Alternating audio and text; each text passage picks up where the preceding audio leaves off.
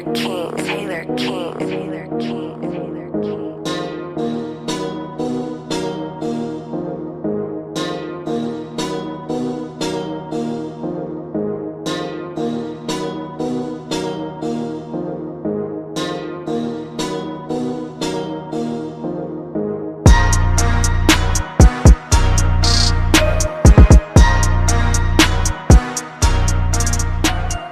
Welcome back, folks, and we're here with another discussion. I'm here with Anthony and Mo. How's it going, gentlemen? What up? What up? It's going great. It's going well. great. Oh, Thanks for inviting us. Yeah. Thank you. Right? Yeah.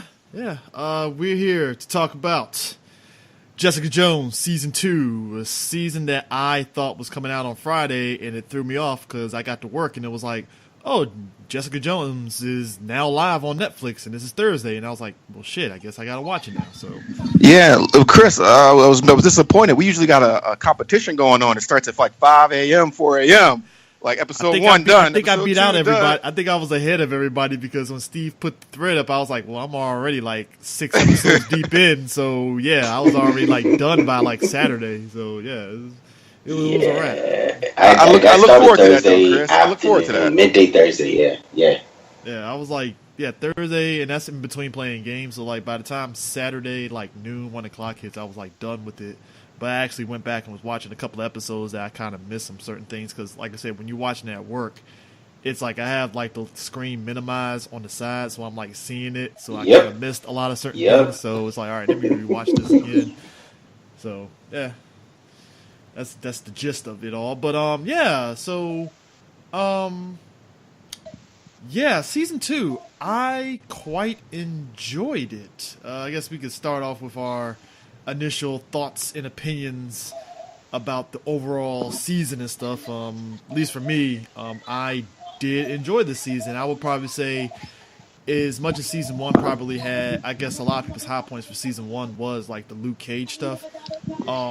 I think for season 2, what I enjoyed about it a lot was we got more background on Jessica, and I was actually glad that they structured this season around the whole thing with Frank Simpson's like group that helped him get his like powers and stuff, and that's kind of tied into Jessica's powers, and you know, homegirl becoming Hellcat over the course of the series, and her mom still being alive, and Hogarth's kind of, not gonna say growth, I would say her kind of like how she was coping with a lot of things going on in her life.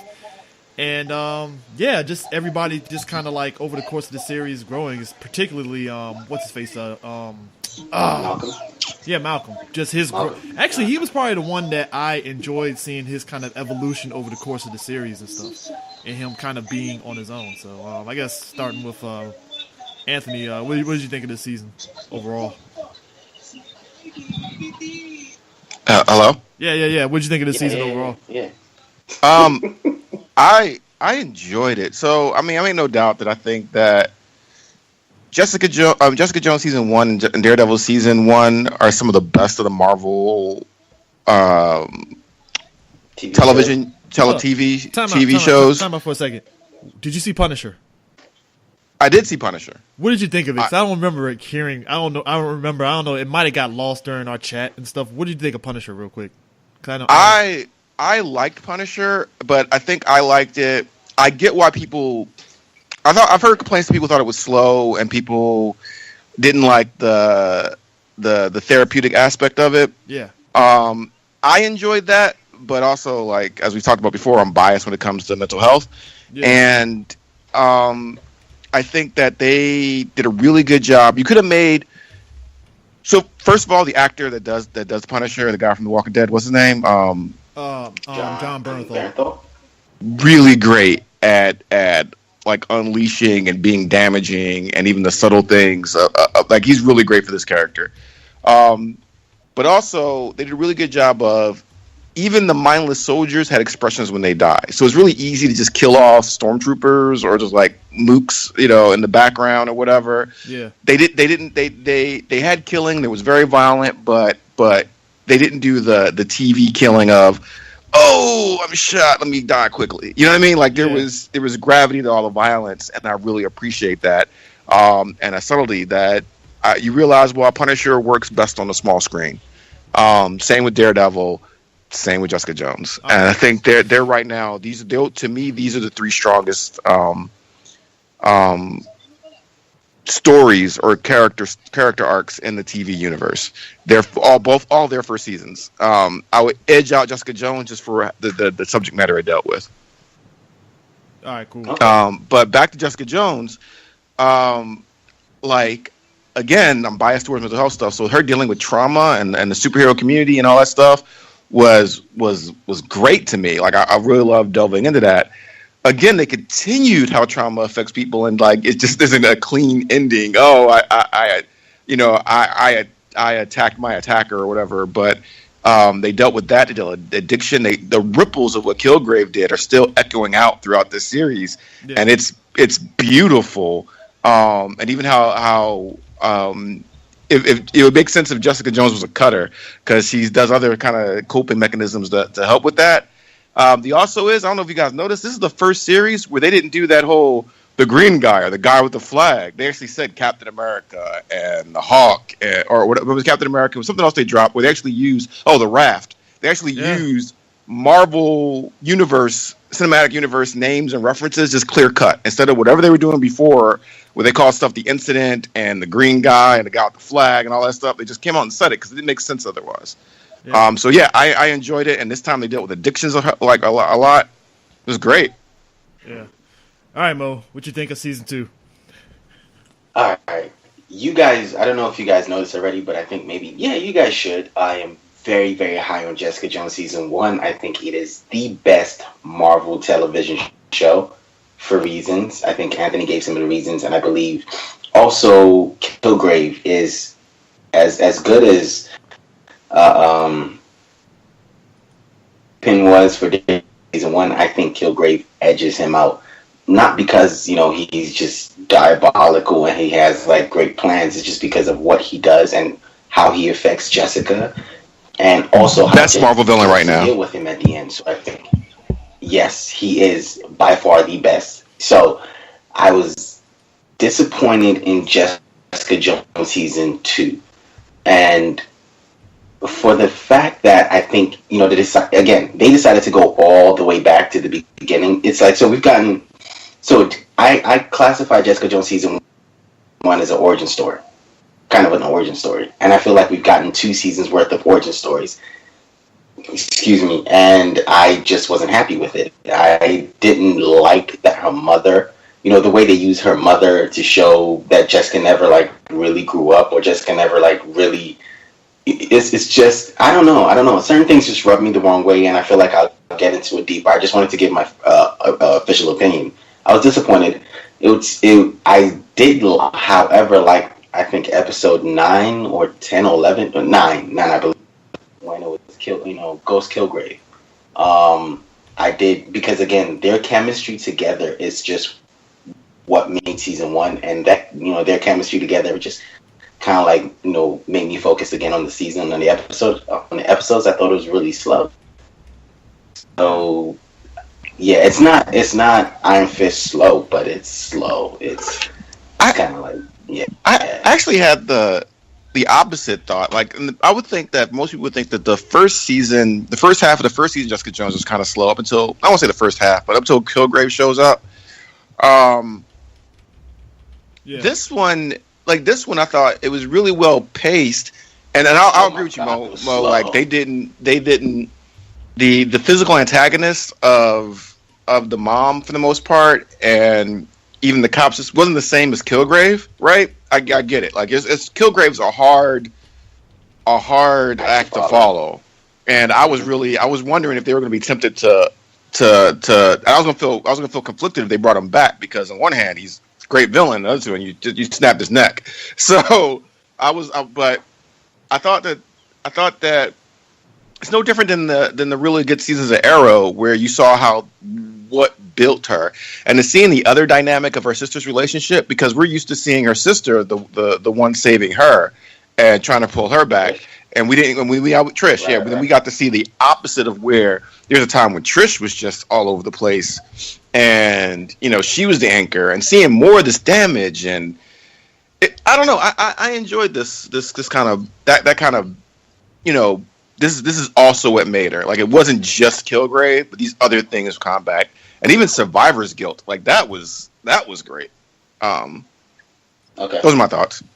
Yeah, I mean, I would say this. I guess if we're gonna like start off in terms of, you know what, I'll buck the norm. So we'll start off with Easter eggs, because there was a lot of them in this show that I like caught earlier on. I think Anthony mentioned the whole thing with the raft, which you might sit there and be like, well, maybe this takes place during Civil War and the timeline and stuff and things like that. And I'm like, maybe. I don't know, because the raft could have been built, you know, even before Civil War, as far as we know.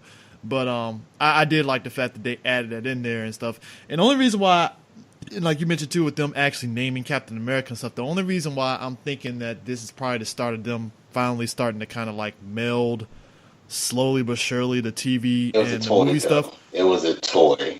Let's not get too far ahead of ourselves. No. It was a toy. The only reason why I feel they're slowly starting to meld both is because, from what I've been hearing on the TV side, they're starting to shake up a little things on upper management, apparently. So they kind of want to have that synergy. But also, if you really think about it, well, they want, it's basically kind of like what a lot of people are saying. It would be nice to actually see that TV movie synergy, but not as overt. Like, hey, it'd be nice to see Luke Cage and them on the MCU, but we kind of want to play it like, kind of like not just blow our load and just have them off the break like that, which I get, totally understand. And wasn't there some conflict behind the scenes between whoever is controlling the TV side of Marvel versus Kevin Feige at first? Yeah, and that's why we got the split between the Inhumans. I wonder if some politics have. Go ahead. That is exactly why that they, I think, because from what I'm hearing, that's why Feige and them were like, all right, fuck it, we'll let the Inhumans and Iron Fist, and then we'll just fucking clean up afterwards, which is probably why season 2 of Jessica Jones has so many overt MCU stuff. Because, like I said, I totally forgot. I was like, oh shit, they actually said Captain America by name. Like, okay, right, shit. And they've been doing it. It's one of the things that been bugging me since Daredevil. Really, like, come on, superheroes show up and we all don't know their names. Yeah, even Luke Cage did it. It's like, you realize, like, the stuff that Luke, like, because that was the thing in the comics too. It's like, yo, Luke Cage got his powers and it was a byproduct of Captain America stuff, and you guys don't mention that. So it's like season 2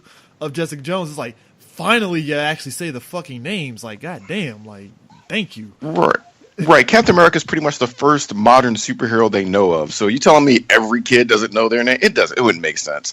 But the fact that it kept blaring out to me now that they just got, you know, kept it up. Like, I feel like they were trying to keep a small veil of separation, and I wonder if, the failure that was Inhumans and the really bad reception for Defenders, and not bad for Defenders, but like, for Defenders and bad for Iron Fist. I wonder if that's taking some political clout off of one of the sides to now be like, look, I need to get this in order because we got this stuff going on with Star Wars. We ain't gonna have this with y'all. Come on, I mean, and like, I still feel like Joe Quesada. Oh, my bad. I still feel like Joe Quesada leaving the TV side, because he left the TV side to go focus on the comics. You know, because he's doing the new Marvel relaunch. They're doing all new Marvel or fresh start. Technically, him leaving because he was ain't really a fresh start. It's just kind of like, hey, we just doing another revamp. We're restarting again, right? But yeah, leaving Okasada, I think left a vacuum, or because he was in charge of TV for like everything Marvel. So I guess when he left, now things are starting to change. I believe that's why, but it could be. Jones just decided to name, because they had 13 different directors for each episode.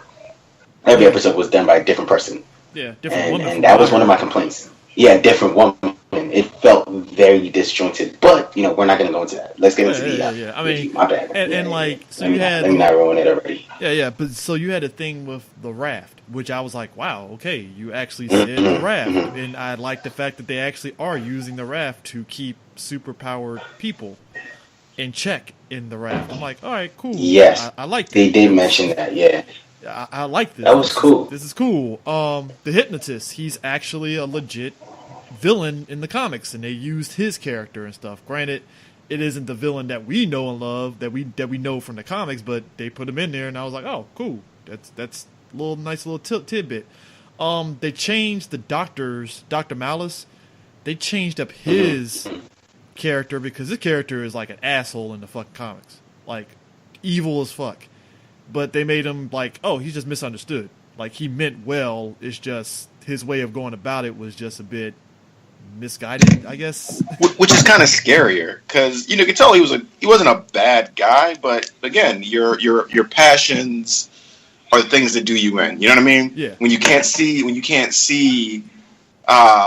beyond your ambition, it comes back on you. Also, the wizard. Listen, okay. I thought that was so cool because look, the last time I remember, that Spider-Man animated series, people underestimate the fact that the X-Men animated series and the Spider-Man animated series, there was so much deep cut stuff, and Spider-Man had the fucking Golden Age, was it the Silver Age heroes from World War II? I think. Because the Wizard was part of that. It was Wizard, Miss America, Wizard, Miss America, and a couple other people and stuff. And the fact that they actually put him in the MCU, I was like, oh shit, all right, cool. No, I was agreeing with you. Oh yeah. The fact that they put him in there was nice. But just seeing freaking what's her face actually become like Hellcat, like seeing her actually like Trish actually. You seeing that progression, and like you mentioned, Anthony, you mentioned the whole thing of addiction and stuff. She actually is starting to get addicted to that inhaler a bit, which is weird because it didn't seem as though Frank Simpson had any of addiction to it, which was, kind of interesting. Zero. Exactly, which is a problem because you know what? And maybe because and I only assume maybe because he's used to it. That's why he didn't have that. Well, it's not just that. It's not just that. And again, this is. Oh, she was already an addict. Yeah. So when you're an addict, and so they just played more. Oh, okay. When you're an addict, you can be an addict. You can be an addict to anything. So if you have an addictive personality or addictive personality traits, you could. One of the things they said was they show how much he was dating on whatever that Tinder thing is they were using in the MCU. Yeah. And she was like, you're just replacing one addiction for another. Addicts tend to do that. So not only... So, yeah, all the other stuff that was in there, maybe there was a little bit of a rush that the normal person could just take and they're addicted to the power or they want the power. She got addicted to the sensation of the power because... As an addict, you find something you like. You find something that fires those electrons, releases those endorphins, and you can't do it mildly. You can't do it. That's why you can't. But I wasn't I wasn't an alcoholic. I was just doing heroin. Well, now you can't do alcohol because you're an addict. Yeah, I mean, and the thing is too is I like that we finally saw more about Trish's background, because I mean, when you watch the first season, you're like, oh, she's just a child star. She, we didn't really get much other than she has a kind of, her relationship with her mom is shaky a bit and stuff. But I like that we finally saw like Jessica before she met up with Killgrave and how she was happy with her boyfriend and stuff, and her and her fallout with Trish. Trish, again, all of her friends are basically enabling her to where we finally see Trish at her, like, lowest of low points where she's sucking dick, basically, to get drugs and stuff. And it's like, oh, shit, all right, wow, times are rough. And it's like, all right, well, yeah, man, that was definitely interesting to actually see them actually flesh out those kind of things and such. So she went to that route and she still had money. Like, imagine if she had lost all her money. I mean, shit. I was like, wow, like that. And I mean, hey, shout outs to fucking what's her face? Fucking Rachel Taylor, who really she played it up really well. I gotta give it to her, man. And I liked the fact that there was so many random hookups. I didn't see fucking Trish and Malcolm hooking up. I did not see that coming. What? I did. Away, right? As soon as she said to Trish, as soon as Jessica said to Trish, "Hey, he likes you. Be careful around him." It was a wrap. They also set it up. Oh, I'm sorry, Mo. Go ahead. No. Go ahead. But they also set it up because, again, with addiction, we think that, oh, well, I'm an addict, you're an addict, but one of the reasons why he ran because he was like, we're just not good enough for we're not good for each other. Like I was good for all this time and I was around you for one night or whatever, and I'm Are you already talking about when he got jumped and she saved him and she gave him the inhaler? Or are you talking yeah. about when he said to her, "You're a black hole. We don't need to fill each other's black hole with each," like. Well, I'm talking about when he ran away into the inhaler. He was like, because Oh, yeah. that's what also happens. Like, oh man, like you're an addict, I'm an addict. We can hang out and support each other. It doesn't always work that way. A lot of times it doesn't. You gotta be careful. And I think they used to just warn against it, like don't date anybody else in recovery type of stuff. Right. I don't know. It was great. The only thing I thought that was a little less tragic was that, before in the first season, we were kind of led to believe that Malcolm wasn't an addict at all. Like he was just some regular guy that Killgrave made an addict. You know what I mean? And now they kind of like deflated that a little bit by, no, you were always an addict. You were always taking drugs. You just, this pushed you over the edge. Like, yeah, that lost a little bit of the tragedy of that to me from the first season. Yeah, Jessica kind of helped them kick Killgrave off of it. loses his power on because again, Malcolm wasn't just an addict; he was a victim of Killgrave. So if you take that away, you kind of take. There are a lot of things that this season, in my opinion, regressed in, and it didn't do a lot of good for me. But with Trish, I thought it took too long to set up her as Hellcat. I thought this was just her season. It wasn't. Yes, while Jessica was dealing with her mother. Malcolm was dealing with, trying to grow up and get out of Jessica's shadow. I thought this was Trish's, like, full front. Like, we saw Trish in all her shittiness, she's annoying, she's selfish. I didn't necessarily like Trish in this season because I felt like we saw too much of her. And then, all that just for her to, like, kind of, like, tip herself on with a toe. Like, I was like, so this is it? Like, you set up pretty much either you set up next season's villain or you set up some type of furthering the conflict. I thought they could have cut some of her episodes, and something just felt rushed. I think as soon as she met up with the doctor, I felt everything from then for Trish felt rushed. But it's whatever. Yeah. I mean, I kind of. Oh, sorry, Chris. No, go ahead. I mean, I kind of liked it because you showed Trish's path through addiction, how she was handling it, and how her wanting to be. Like, she has all these other things going for her, but she wants this other rush. You know what I mean? Yeah. So to set that up, I'm kind of expecting the main conflict to be between them two next season. You know what I mean? Like that's where I thought they were setting go up. now? They set it up in this season. So where else? Like, if they decide to turn around and go somewhere else, then it's failed because you set it up all of season 2, 13 episodes. Set one thing up. Well, I mean, it's a lot. But think about it like this, right? In the comics, after that initial arc in Elias and stuff, where did Jessica Jones go? Oh, she married Luke Cage, had a kid, and she got kind of relegated to background. Now they're in the position Now they're in a position where they can really kind of freestyle some stuff, and it's not going to really take away anything from the comics of Jessica. It really isn't. So now they kind of got the leeway to like, oh, we can actually do this with this character now. We actually can do that now. So it gives them a bit of a leeway here, and it's not going to necessarily be kind of like sacrilege to the comics. Because, to be honest with you, I think I'm not talking about the comics. She doesn't have that much to work with. Exactly. Like, she doesn't have that much to work with in the comics. But I almost thought they gave the infamous anal scene. I thought they were going to do that in the bathroom this season. That's what I thought that was. I mean, and I think this season Jessica was actually more along the lines of the comics than the first season. Personally, that's just me.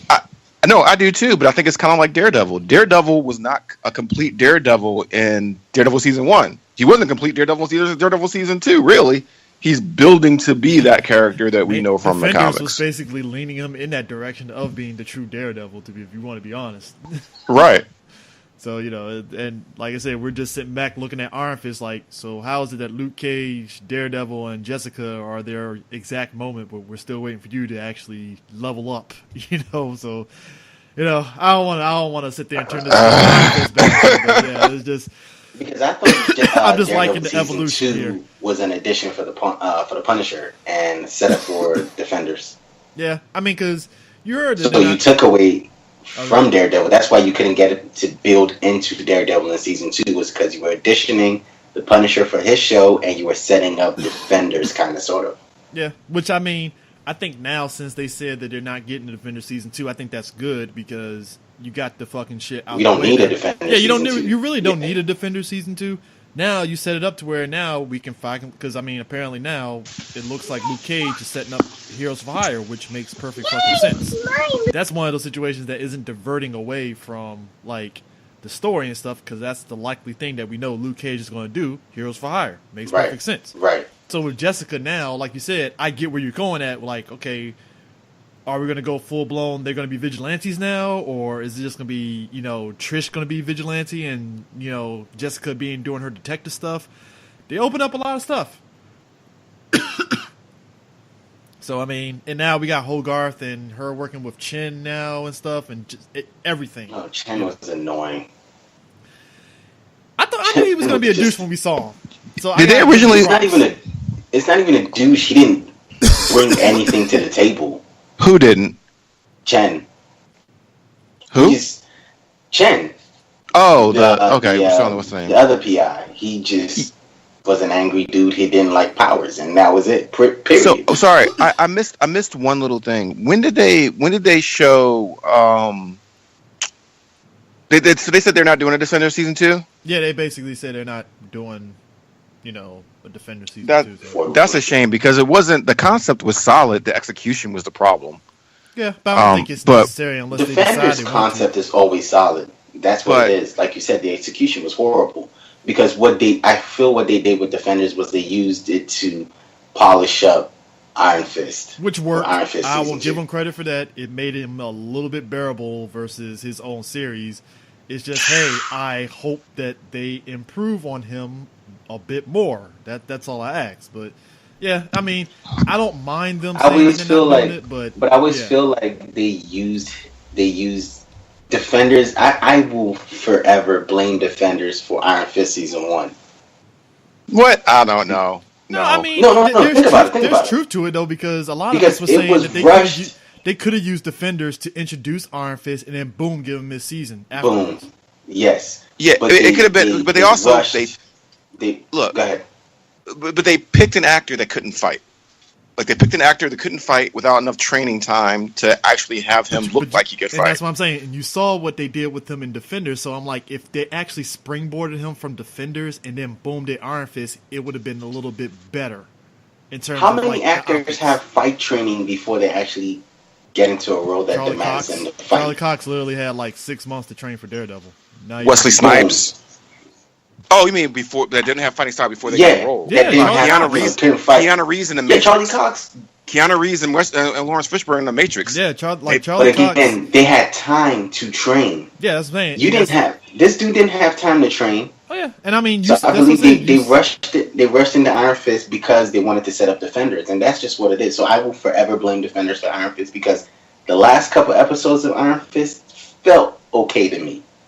I mean, that's just me though. I mean, I put it this way: I blame Perlmutter and Buck for that, because Perlmutter wanted to rush something out for the fall before Defenders, and that's the problem. He rushed out a product instead of just letting everything to just, because it's basically that whole thing of you got greedy instead of just letting it just play out the way it played out, and that's the big problem. It's like when you rush that shit, it basically affects everything afterwards. So like it was a domino effect where everybody hate watched fucking Iron Fist and stuff, and they were like, fuck Iron Fist.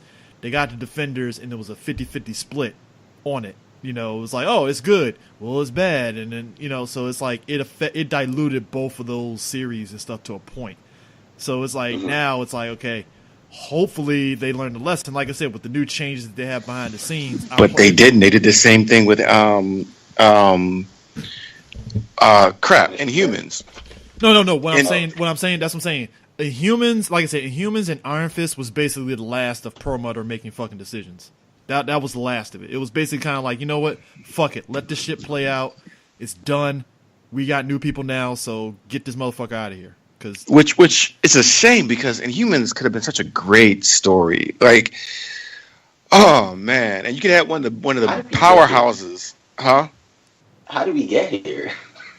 Look, nah, it's just it happens. It's just because it's like you're lamenting. It's like we're lamenting on the bad decisions before this season started. So now it's like, all right, good decisions. Right. We're seeing all the happy stuff, and like I said, that was something I don't know why I didn't click. And Anthony was like, hey, they mention people by names now, and I'm like, shit, you're right. Damn, All right. Yeah, I did like that Captain America reference because there was a toy. But the thing I didn't like is, they could have. I think they could have given him the full Captain America toy, but I felt like they also decided a way to, because he doesn't have a shield, does he? Nah, he doesn't. That's why I was like, is this like Oh, Civil that is War? so dope.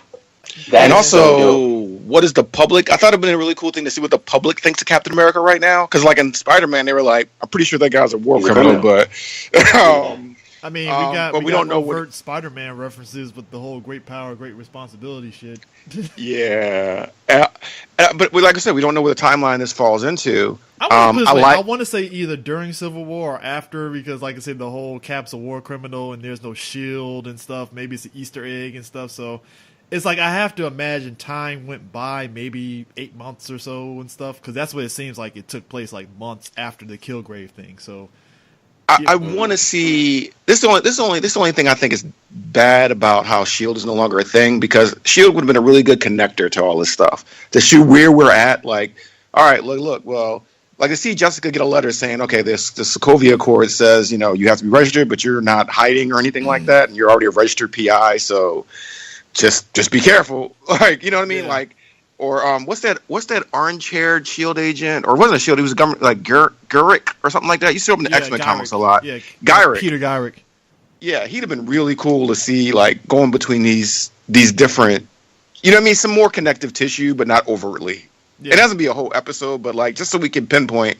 All right, we know there's a raft, and apparently there's other supervillains running around here, or people abusing powers. Where does this fall in? I mean, think about it like this though too, and the only reason why I see this, because think about it like this: you got 10 years of MCU for them to build up this world and stuff, and I think I think they're waiting for the right time to start melding stuff together, and I'm actually fine with that, because like I said, take your time, establish what you have with these characters before you start melding things together, because then you're going to get a Daredevil season 2 scenario where it's like going to muddle up your narrative for your respective seasons. Like, oh, Iron Fist is teamed up with Doctor Strange for a cameo in Iron Fist season 2. It's like, why are we doing this? Like, what's the point? Even though it'd be nice to see, I don't really need that. I want them to actually establish these characters. What would be nice though in Iron Fist is if he walks past, Doctor Strange's house. Yeah, it would be just Sanctorum. really cool. Yeah, that kind of stuff. That's all the Easter egg. That's all the connective tissue I need for Iron Fist. And Now, I don't even want to see. I don't want to see greater MCU and MCU TV. I think it's cool that we have it this way. I also think little references here and there. I disagree a little bit. Oh, go ahead. Like it's such a think about it. Let's just think about it for a second. Like CJ just mentioned Iron Fist and Doctor Strange, and I just cringed because it's like, why? It'd be cool to see. I think it's a fanboy dream, but the execution of it, in my opinion, wouldn't make sense. So if it was all under the same banner, like if Feige had to check off on everything, I'd be okay with it. If there's still these two different caps, I wouldn't really okay with it. But again, I think they've done a really good job of translating what we enjoyed about reading these characters in the comic books for decades into the big screen. So seeing Doctor Strange show up in Thor Ragnarok and seeing his power growth and all that stuff was really cool to me. I enjoyed that little. It didn't need to be more than that. I didn't need to see Doctor Strange go off because he's a name and go off with Thor on his adventure. I didn't need that. It made sense. This is the guy that handles that. I like that there's certain rules. Like I like when I would read when Professor Xavier would talk about the astral plane in the comics, he'd be like, yeah, and you might see Doctor Strange fly on by. You didn't need to you didn't know what he was doing. You know he's doing Doctor Strange stuff, but he's off there. I think that if Iron Fist wanted to get more into the mystical stuff and find a portal to Kun Lao, why couldn't he go to the Sanctorum and knock on the door and what's the Asian guy's character's name? Wong. Open it up. He's not above doing TV. Actually, Cumberbatch's not above doing TV because he does Sherlock for BBC. Yeah. So why couldn't you have that little bit extra tissue? I would love to see an episode where Peter Parker teams up with I would love to see an episode where Peter Parker teams up with Matt Murdock, because I love those issues in the comics. Yeah. It's you know what I mean? I mean, it's a Go lot of ahead. things. I mean, you think about Doesn't like it this. sound forced to you? I mean, it don't sound. Put it Like this what way. you say, it doesn't sound forced. But that's what I'm saying. It's all in. To me, it's like this. It's all in the execution. It's like I know a lot of people are like, man, it sucks that Runaways isn't connected. No, you don't want them to connect it because if you really read comics, the Runaways don't fucking touch any other fucking Marvel heroes like that at all. Other than Young Avengers, they don't fucking touch nobody. They're on their own, and that works. Just like Cloak and Dagger, you might see Cloak and Dagger team up with the Runaways. That's about as close as you're gonna get. But you're not Maybe Maximum Carnage. maybe. Even then, if they even go in that direction. But in terms of like what they're doing in TV, I'm actually enjoying the fact that the Runaways are on their own. They're on the West Coast first off. Second And Marvel off, doesn't really do West Coast like that, except for like the Runaways and that West 80s Coast thing, the West Coast Avengers. That's about it. Yeah. So it's like I'm fine with that because they're in their own little thing and stuff, and you also get a little bit of glimpse of how the superheroics is reaching out to the West Coast now. You know, But and you it's know- like cool. All right, I'm fine with this. You know, But you know who did it right was that cartoon, the 2 seasons of Avengers cartoon was the Earth Man's Heroes. Yeah. They did stuff like, hey, weird Yes. stuff going on in Westchester or whatever the X-Men are. Because they mentioned that same region in Jessica Jones, and I was like, well, Marvel did just close a deal with the X-Men. Are we going to get a shot of a school? Like,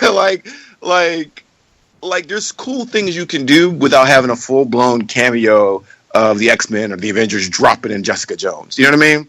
yeah. Because it also doesn't make sense with some of the things in the movie that Daredevil was running around rooftops. They don't know what Daredevil is. As far as they know, he's a superhuman. I would assume he's a superhuman. He is a superhuman, but they don't. I mean, you know what I mean? Like, even if you don't see anything, the Sokovia Accord should take effect. Did they just stop because Captain America beat up Tony Stark? Where is this happening? So I would like that connective tissue because it makes me feel like there's a whole world building. You know what I mean? And not everybody has to show up in everybody's corner. Like you said, and that's why I hate the fact that they killed Shield in Captain America's Winter Soldier. I mean, they I think- exist, but they're kind of like the government is But kind of so split. with they're them. 6 Even people. on the show itself is like when you're watching it, it's like the government is just still kind of like, I don't know if we should really reestablish Shield because there's a lot of bullshit going down. And I mean, even if you watch the recent episodes and stuff, it looks like Shield is actually going to get back to normal once everything finally fucking clears up. Finally, which I'm like, all right, cool. I like The last episode they said is like, what Shield? There's 6 of us. Bop, bop, bop, bop. Yeah, it's like, yo, they got to reestablish themselves again and stuff before they can even say Shield is back and stuff. So it's like, But I mean, but- it's just, but yeah, just going back to the show. I know we diverted right. off and stuff. Can I say one more thing? One more Yeah, thing go on this? for it. Yeah, Of course, But like, if Ghost Rider gets a show, right? I fully expect like the Mystic Midnight Suns type stuff to come up, and you better at least mention the Sorcerer Supreme or something like that. You know, Blade on that show. you got to have Blade and Kung and Iron Fist could be a really cool character that goes street level hero, but also that Mystic realm type stuff. I mean, If they did it right. I mean, you got fucking Ghost Rider from Agents of Shield, which is like the best thing ever. That's that's already your end right there. You know, so but if we're going back to the show, Right. okay, I know you said you didn't like Ching Mo. I thought initially I liked the idea of him kind of being the thorn in Jessica's side initially as like a rival detective agency before he started getting all fucking petty and shit and was like, I don't like power heroes, so I'm gonna have to kill you. I'm like, God damn, dude, really? Like that's what we're doing right now? Pretty much. I mean, Pretty much. He just didn't like powers, and that was it. Like, that was his motivation from start to finish. He didn't like powers. To me, it was... The only time I felt like he was a threat was when he was shooting Jessica's mom or shot them through the building. I just thought he was annoying. Like, he did nothing. I mean, he You feel was me? super smart, and I liked, put it this way, his initial thing of basically playing mental warfare with Jessica worked because he got her pissed off and angry, and that kind of fucked her up a little bit in terms of her actually running her The way he job. got her to whoop his ass. Yeah, it kind of affected her and how she runs her business and stuff. And I even kind of was like interested in how he was trying to kind of match wits with Hogarth and like what she was doing. And I think once it got down the line, it was like, okay, so he's just cool with being absorbed by Hogarth now, you know, and then you find out all these other things that she has on him. And it's like, all right, I mean, that's cool that they kind of had their own little. I'm not gonna say evil cabal, but it's like they got something happening. I guess I'm curious to see how this ties into how this affects Jessica now. So Right. I mean, but like I said, Malcolm, I did like his growth. Just in realizing, hey, I don't need fucking Jessica. I'm doing this. I'm better than her. And dude put on a damn 3-piece suit. Now you think he fucking Billy Badass and shit now. He was such a whiny little bitch before all that happened, though. He was Yeah, so fucking whiny. He did have me start looking at suits, though. I was like, I need to update my suit wardrobe. Dude I need to get my literally- style. He shaved his hair. Did you want to fucking cut your put hair on a too? seat. Right? I thought he was going to cut his whole hair off. And I thought he was going to go short. And I was like, oh, he just wanted to kind of trim down the fucking faux hawk. I was like, all right, cool. But yeah, he put on that suit. I was like, oh, he mean business. All right, cool. But I did enjoy, like why his family kind of like, he kind of has that like relationship with his folks and stuff. And then like his relationship with some of the people from college. I thought that was actually pretty interesting, knowing his background. Like I said, he got a little bit more depth this season, more than anything. And he was. Who was his dad? I think I missed that. Who was his dad? Fuck. I almost thought he was Ben Urk for a second. Don't say that, man. Fuck. What was it? Shit. I'm not crazy. They didn't mention his dad, right? They mentioned his dad. No, but I they don't didn't think mention his dad. Did he mention his dad? No, they we mentioned didn't see his dad. No, We didn't see his folks. We didn't see his folks, but he mentioned his folks and stuff in his Like- relationship. Like, hey, I had like basically, I guess because of the drug addiction and all that stuff, that's kind of what happened with his fallout from college and his folks. Yeah. I thought We did somebody- kinda see, no, I think we saw his ex or a friend from college. Yeah, We saw his ex, but I think her or somebody else, maybe Chang, mentioned his dad as like his dad was a big deal in something or something. Yeah, Like- yeah, like he was a big Yes, deal. he did. When he came into the agency and was kind of casing the place out, he was talking to him. He was like, "Oh, I know you," and then he mentioned his dad, and he was like, "Oh, okay. How come you're not Oh, working for your you've dad? been, Your dad would be- you've been checking me out, and stuff like that." Before he came and robbed the place. Yeah, I mean, and the thing of it is, I think it was a situation where he's also playing mental war games with Malcolm to try to get him on this side. Like, hey, I don't know how your dad would feel working with Jessica and you're not doing anything to really apply yourself. Versus if you work with me, you might get somewhere. And it's like, damn, dude, really cutting deep with that, aren't we? Yeah, and I thought, well, I mean, you see where they're setting them up, and one of the things that I wish they really didn't do is, like, one of the great things about, not to get off topic, one of the great things about Black Panther and how they use their women warriors is no one brought up that they were women. No one brought up, like, oh, what could a woman do or anything like that. Yeah. And, like, Chan was pretty much male ego.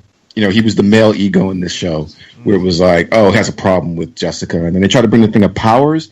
They need to stop that. You tried it with you did it with the Inhumans and Shield. You're trying to do it with this powers thing. Just save it for the X-Men. Just save it for the X-Men, because in a world where Thor is a celebrity and Captain America is a celebrity and Iron Man, all that stuff, the racial thing against people with powers doesn't really work. Yeah. I mean that was the thing with Chain too. That's a good pickup on that one. There was the fractured male ego aspect to it as well. For him easily and such. But I guess if we're gonna move on to another topic, Jerry Hogarth. She had a very interesting. I don't want to say arc, because that requires that there was a little bit of growth with her. I guess you could say maybe she had a little bit of Call growth. it an I guess. arc. Yeah. Yeah, I mean, You could call what she did an arc. yeah, I mean, I'd put it this way. To see her really just go on like a fucking downturn where she is on some sex and drug shit, I was like, wow, she really fucking hit it hard, easily on that. Just like, I think what was she had ALS basically. Yeah, pretty much. I mean, It was cool. She didn't mention the whole ice bucket thing. I was like, oh, she did that. And just her. Again, her relationship with women and stuff, they treated it as that's just a normal thing for her, and it wasn't on some, ooh, lesbians, guys. It's like, no, it's just, she has a normal relationship. That's just what it is, And just how some of the women that are involved use that against her and stuff. Like the one chick in her place was using like drugs. The one where she saved, yep.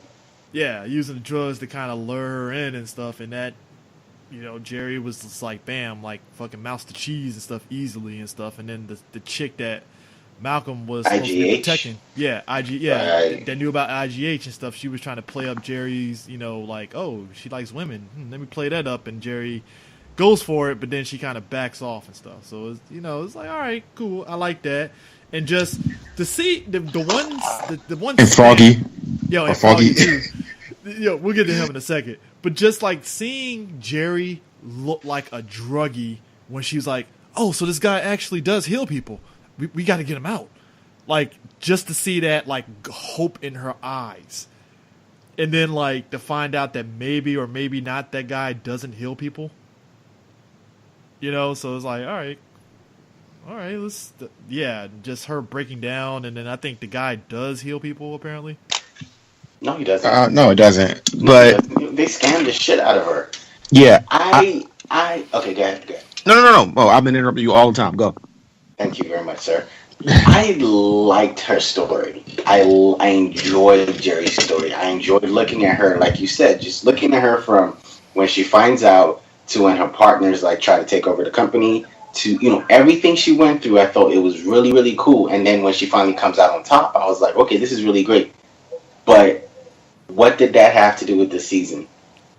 I guess they had to give her something to do, considering like pretty much they added in the fact that the company actually added Danny Rand as like a huge asset, which apparently it is a huge asset to that company and stuff. Yeah, she was gonna take. So I think she's at this point just connective tissue. She's like, what's her name? What's her name in Rosario Dawson's character? Is that what you're telling me? Yeah, Claire. So she's like Claire right now at this point. You're right. The lawyers are kind of like the connective tissue through all these different series, pretty much, right? Yeah, I can see that. The lawyers and the cops and Turk. Yeah, because other than that, she did nothing. Again, her story was really great, but it did nothing to further this season. It just was like, we can't show you Jessica and Trish the whole time. We need to cut to other things and other interests. Everyone is still going through some certain things because whatever Malcolm was doing was still tied into Jessica.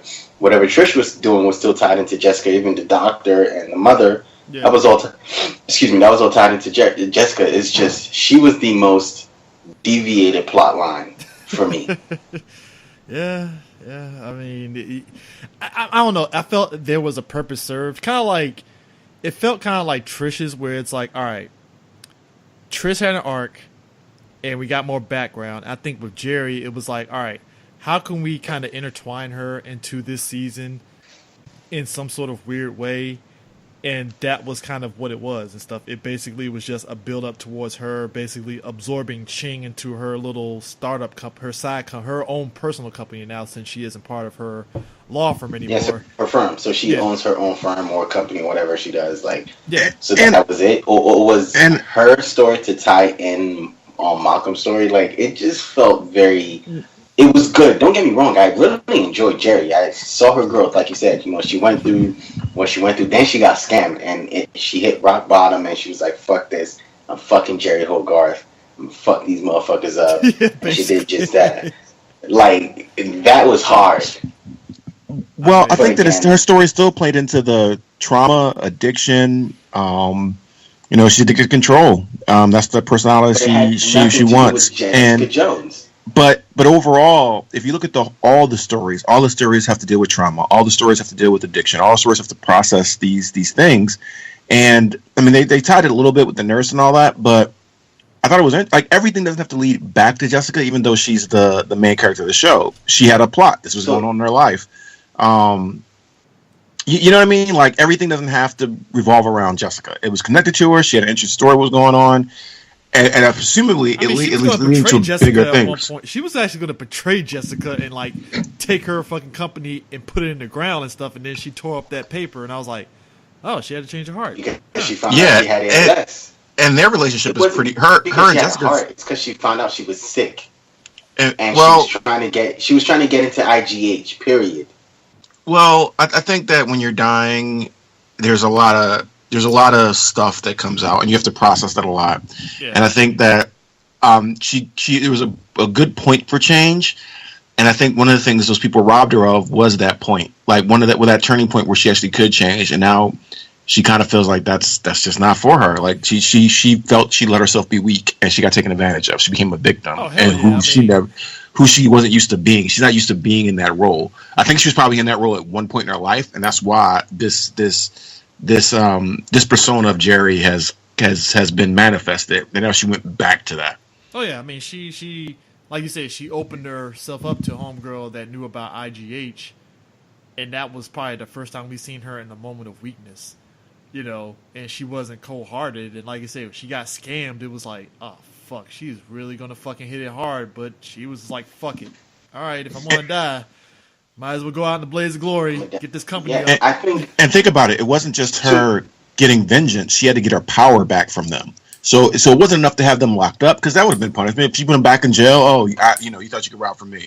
No, she needed to get her power back, manipulate them, control them, you know what I mean? Like it was a different type of a level of getting your power back. I think what it is, honestly, for the main tie-in, like I said, what does it really have to do with just? Are you talking? I went through it. Am I the only person that blinked out? Yeah, it sounded like Mo blanked out for a second. Oh, I'm sorry about that. Can you guys hear me now? Yeah, I can hear you now. Yeah. I agree. So what I think this whole season of Jessica Jones was about, the major point was about self-destruction. Jerry went through it. She self-destructed. Jessica at a point just self-destructed. Trish self-destructed. Malcolm may have self-destructed. I think it was all about self-destruction. And so if that's the major point, I think that's what ties all their storylines in together. I just think some of it was just really sloppy. Yeah, but Jerry's was the strongest. Oh, and she did self-destruct. Yeah, it was literally just easily the strongest, because seeing her, like Anthony's point, seeing her get a power back. Oh, I loved it. I loved when Homegirl walked into the house and just popped the dude in. We didn't see him wherever she shot him at, but she shot homie. And Jerry opens that folder, and it's nothing but all those numbers she was calling. I was like, get the fuck! I truly enjoyed it. Yeah, I mean, I really enjoyed it. I mean, the thing of it is too, it was like, all right. So I kind of disagree that Malcolm had self-destruct, but I think he was the only one that he didn't self-destruct, because he could have self-destructed when Trish gave him that inhaler and just went like, I'm addicted and shit. But no, he was like the one that told Trish, this is bullshit. Like, that shit's like addictive. I'm not a part of this anymore. Fuck this. No. I kind of feel like he hit that point where he was like, this isn't healthy. Where he was like, you people are healthy for me. You guys are toxic, and y'all want to stay in your toxic place. Oh, hell no. I've been trying to help y'all, but you know what? Bye. All right. I mean, between Jessica firing him, I'm putting firing in quotes here. Can't see it. Firing him a little bit though, but I think he did. I'm sorry. I think he did fall a little bit into something worth of self-destruction, or where he saw himself a little. I don't think in the major point. I think to himself he felt like he self-destructed when he was used. He allowed himself to get used by Trish. I think that was his lowest point of the season. Yeah, I mean, because he must have said to himself like, okay, I fuck all these people, fuck Jessica. When she fired, she's like, yeah, fuck Jessica, fuck Trish, fuck y'all. Cut my hair, put on a suit, and go handle business. Yeah, I mean that was basically that was his self-redemption at that point, because for Jerry it was getting her power back. I think for Trish it was the end of the season when her phone fell and she kind of copped it with her foot. Yeah. Jessica, I don't think ever fully recovered this season. You know what though? I think she did because, like you mentioned, when episode 9 hit and we saw her having those visions of Killgrave, I think she had to go through that. Because if she never went through those 3 episodes of dealing with those Killgrave visions, I don't think she would have got that revelation at the end of the series of understanding, hey, I gotta have a happy life too. And we'll get to her and her relationship with Oscar, but I don't think she would have got to that conclusion that she got, where she was like, hey, I gotta have a life too. I gotta sit there and do this and do that, instead of just being self-loathing and just drinking and shit. Speaking of which, they did something that no other television show has done. Right? No other superhero television show has actually done. No, she actually killed somebody. She's a superhero that actually killed somebody with her powers by accident. And it wasn't a dream. It wasn't. It was television show. It wasn't a television show. Thanks for that distinction. It wasn't Because it was no hallucination. It wasn't no mind control. It wasn't a, you know what I mean? She killed somebody. Yeah. Like in all intents and Snapping purposes, his neck. she is. I'm not talking about the Killgrave thing because you can justify that, and you know she oh, had to do it, you whatever. mean the dude that she accidentally The- killed? Yeah, the prison guard. Like that was a really big moment, and I don't think a lot of people. I haven't heard anybody talk about that. Like that's a really big moment in a superhero show, or I wouldn't call it a superhero Because show, but I because think all I intents and think it was purposes, dumb. I'm sorry. You think it was- I think it was very dumb. Huh. Because again, all right, you got to explain And I'll that tell you what. because Yeah. I'll tell you what. I'm going to shut up because I want to hear you. I want to hear you explain what you just said, and then I want to hear Chris's opinion on it, and then if I may, I'm going to counterpoint. no, you're definitely allowed, and I really want you to like change my mind on this one, because season 1 had Jessica. You know, when she broke free from Killgrave at the end, she seemed like she was calculated, and I get it. You know, her mother. Her emotions weren't like together, so she may have lost it. But I really hate, and that's what I really don't like about season 2 is they took Jessica away from being this calculated person who thinks first. I almost want to call her Batman for a second, but she's not because she has a lot of emotional baggage. Yeah. But she thinks through a lot of her decisions, and she just seemed like this the one time. You know, she slipped up, and to your point, you know, she's, you know, a superhero has never really killed someone, whether on accident or on purpose. But different, opinions been different on that one. But she did this, and I was like, wow, like you can't recover from this because you just killed someone. It's not even like I don't think and that's why she had those Killgrave visions, because I don't think she will ever recover from this, because Jessica is the one that holds all her emotion is going to come up at some point. You can't just let this go over. Big time true. I mean, but the thing of it is that, yeah, I mean that is something that you can't really recover from per se and stuff. So yeah. Especially this person, and maybe Daredevil can, maybe of course the Punisher can. Iron Fist could. I mean, maybe, that was the basis of like, you know, Punisher season was him kind of like, hey, my family got killed and it wasn't my fault. I knew it and stuff, but he still had to go through all that shit that came with it, you know. So, right. Yeah. Anthony. Wait. I want Chris's opinion on on them doing that with her character. Oh, hold on. What was that again? With her character? I want your opinion on them having her kill a regular guy, like a regular guy. She accidentally pretty much killed. Murder. You know what? Don't You see can't kill. justify it, so you are 100% on the nail on that. I honest to God, First of all, that's breaking an entry. yeah, very much it is. Homie was within his rights to destroy. Batman does that all the time. Yeah, all the time. Well, you will never hear me say it's not breaking an entry for Batman either. Like you guys know how I feel about that crazy ass dude that needs help. Batman needs help all the Serious? time. Come on now. All the time.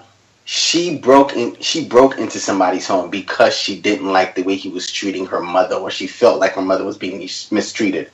Yeah. And she was very sloppy. And he came in, he rocked her, and she was reckless. I just believe it was a dumb, reckless decision by her, one, and also two, by the showrunners, because this particular superhero or this particular powered person, you can't call her a superhero yet, or even a vigilante, this particular powered person does not deal with emotional stuff that rocks her world. And yes, it happened right now with Killgrave. I feel like it should be something that should come up again. If it doesn't come up again, then I don't know. But that's me on it. So I think what you're saying is it was a cringeworthy moment for you, but what I liked it for the character is because as a character, she's a person that was given these superpowers. She is the with great power came great responsibility kind of thing that Peter Parker had, but she's given these powers. So in the comics, she got her powers, she put on this superhero suit and tried to go out and fight crime, and then ran to Killgrave and it went wrong. And everything she's tried to do to be that normal superhero trope has gone wrong. Mm-hmm. Like Batman, Daredevil, Spider-Man, all these people breaking people's houses all the time, right? That guy pretty much talked about why he was whipping her, like, I'm gonna, it's breaking and entering, self-defense, I can kill you and get away with it, pretty much what he was saying. Yeah. she lashed out, right, with her Yeah. strength and the uncontrollable moment and killed him, like cracked the skull. She didn't mean to; it wasn't intentional. But she manslaughtered him. In all fairness, she manslaughtered him. But Breaking an entry and killing someone in their house is not going to be manslaughter, bro. Like, no lawyer will argue that as much. And maybe Jerry, but come on. but we know the circumstances. Like, we have the audience view of it. She did not plan it. She didn't mean it. It was manslaughter. She lashed out, kind of like if I blinded you and you had something in your hand and you cut my neck when you're just waving about. If we're outside or if you're in my home. All right, you're arguing two different things. My point being is that that was a real consequence on her conscience, because he wasn't a supervillain. He wasn't someone that could really endanger her in a way. You know what I mean? It was a normal guy, a jerk, albeit, but a normal guy. And she killed him. So she can't. So like Batman breaking into 1,000 homes doesn't accidentally kill anybody. Spider-Man does the same thing, doesn't accidentally kill anybody. But have her carry that weight and add on to the emotional damage that everything else is going on, and she didn't even have time to process this, and she didn't have time to process it. And that's why Killgrave came back out. It blew my mind. Like, she is the person with superpowers where the typical hero trope never works out for her. It just heaps more trauma on top of her, and I thought it was a brilliant moment of TV. Different levels. I just thought it was dumb. I'm sorry, because again, the reason I think it's dumb is the reason that people say, "Well, did Superman have to crack Zod's neck?" And people argue that, and I'm like, I mean, people going to sit there and say what they say about that Zod thing in the first place. I expect that, but in fact. Could she have kicked him in the shins, dropped him? Could she have, gone lower? She could have. Yeah. I think you're. There was no intent. There was no intent to kill him. There was no intent to kill him. She was blinded. He was hitting her, and she lashed out. You can kill somebody in a regular fight. She saw the weapon. She saw the weapon, and she threw her hands up. I still feel like if you're in a fight, you're blinded. She's not a trained fighter. This is why I said I didn't like it, because again, Jessica is someone who thinks through everything. No, she doesn't. Yes, she is, and that's the reason why she's a good PI, is because she can think through situations. True or false? I think you're confusing intelligence, like investigation intelligence, with emotional control. She is known for her lack of emotional control. She's known to lash out. But if she knows to think through things. But you're giving it. She didn't have time to think. There was no think. That was a reaction moment. No, her going to his house was her thinking. She breaks in houses all the time. Exactly, but she knows what she's thinking about what she's doing. She knows what she's doing.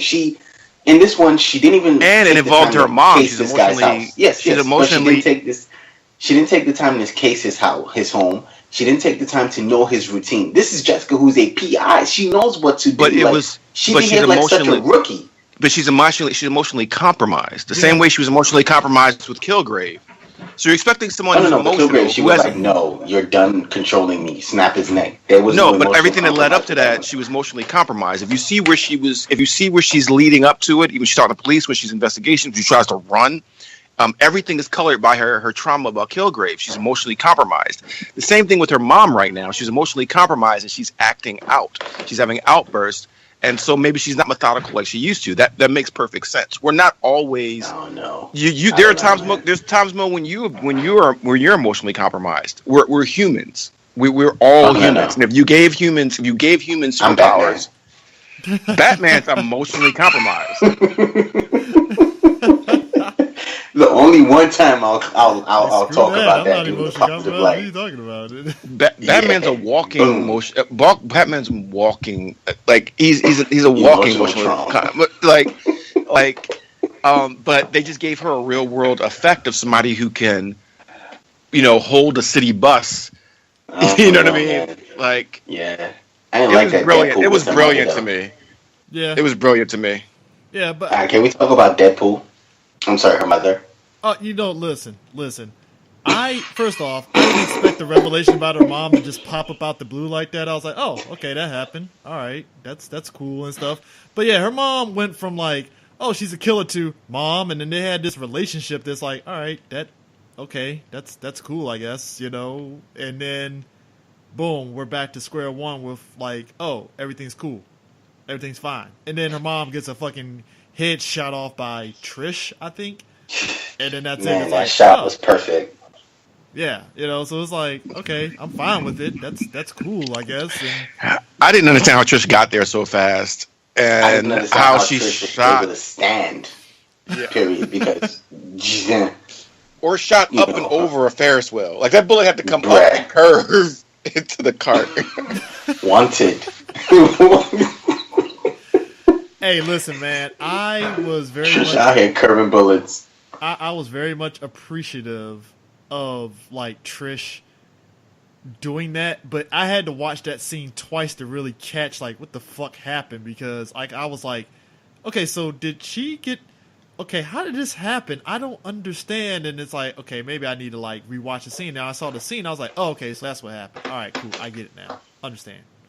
You know. It just took me a But minute to I'm really with see you, that. Chris. I'm with you, Chris. The whole mom relationship situation was very like fast. It was like, oh, you're a killer. I have to stop you. Oh, you're my mother. Which I Like didn't you killed see a cop. coming, because I thought maybe she You was killed- just an aunt or something that was I hope related she. in some way. I hope she didn't kill 2 black cops on this show, though. That's all I'm saying. I hope she didn't kill 2 of them. You know, because the prison guard wasn't even mean to her. She could have just said, "Look, man, right Hey, now I'm the not black fucking lady, with she you." got killed. She was a product of white woman rage, and yeah, that's what happened. No, all I'm saying is, you know, she killed a cop. She, you know, it's like, man, I know. I'm sorry. Like, I'm surprised the black cop from Daredevil didn't pop up in this show. She probably, Me too. I'm surprised because I think they're trying to minimize all the connections, and that's why we didn't get what's her name on this one, Claire on this one. Then we got Claire in season 1, right? Yeah, we got Claire in season 1. We got Foggy, Yeah. which I was fine with because that was actually a nice connective tissue. Like, oh, hey, cool. Right. Nice. Claire was in season 1 of Jessica Jones. Yeah, she popped Yeah, up. because she was, Claire when helped Luke Luke Cage Cage. got shot. Yeah, when Luke Cage got shot, she was Yeah. in the hospital. Yeah, she was trying to help her like resuscitate him, like because you know she shot him, you know, with the shotgun under his head to kind of get Killgrave's control out of him. But yeah, Okay. the relationship with her mom was really fast. It was like, first of all, you're bad, then you're not, then you're your mom, then we have a relationship because you say you want to change, bruh. Like, there's no way I'm not turning her in. I'm sorry, I love my mother, but I'm not about to become a fugitive from my mother. Like, I love If your her mom very much. hears this right now, she's gonna call you like, boy, you gonna shoot me? I'm not going to shoot you. I'm going to put you in prison because think And about never it. see her again. Wouldn't- And never see her again. No. Because it's because she broke. Yeah. But I guess because she broke out, she's like, "Oh, now you're gonna go to the raft. I'm never gonna get to see you again." But let's be fair. Wouldn't stuff be worse for you if you become a fugitive and run away? Your mom will be forced to kill again, and we already know at this point your mom's first things first is to kill. But you're forgetting the What- pain. You're forgetting the pain all these characters are in. Jessica You're Jones doing- right now is a I'm sorry. I raw just nerve. can't do that. Maybe personally, I just can't. I love my mother, but then again, my mom has been in my life all the way through. Jessica's hasn't, so I guess that can I mean, we let's assumed she was reconnect. dead too. That's the other thing. It's like, oh, I thought she was dead. I guess not. Okay, shit. Yeah, so all of a sudden you have this super connection. It's. I mean, put it this way, I like the insanity of their relationship. I thought that worked for Jessica because Jessica is kind of she puts herself in very chaotic situations anyway, so it fit. But at the same time, I knew her mom was either going to disappear or she was going to get killed. Yeah, I thought a couple times she was gonna be gone. Like, oh, that's how they're gonna end the season. Okay, bye, mom. She was a lot like Mr. Hyde from Shield. That's what it kind of reminded me of the whole time I saw her. No, I didn't want. Quake's dad. I didn't want her to be. I'm sorry. Maybe I didn't want. Maybe you guys wanted her to come back or to be gone. I wanted her to pay for everything she did. I was on Trisha's side for a second. Oh, yeah, Wow. she had to pay penance because there's no way you kill people and all of a sudden it's on some Loki shit. We're like, oh, we'll forgive you, Loki, No. for killing all those people. No. That's cool. She So- killed. Technically, I would say that she killed unarmed people because you have powers. You can drop from a building and not be hurt, but then the person you drop with is going to get hurt. You can kill a guy in a van. And I mean, come on, son. Come on. What about the prison guard? The prison guard could be like, hurt. Probably not work. Probably not walk anymore. Like you. So again, I understand the. You killed my first nigga. Like you gonna die. So again, I see the need for. Excuse me. I see the quick satisfaction of seeing someone get punished because they do something wrong, right? That doesn't do anything because she's not evil she's not even evil. She's not evil. She's not doing these things by necessarily clear choice. They've more than mentioned that she's one, either extremely brain damaged from the accident that happened, or because of the surgery procedure and drugs. I'm assuming they used on her. It's kind of the same thing as if I think it was the accident and then the surgery because she never her brain never fully healed.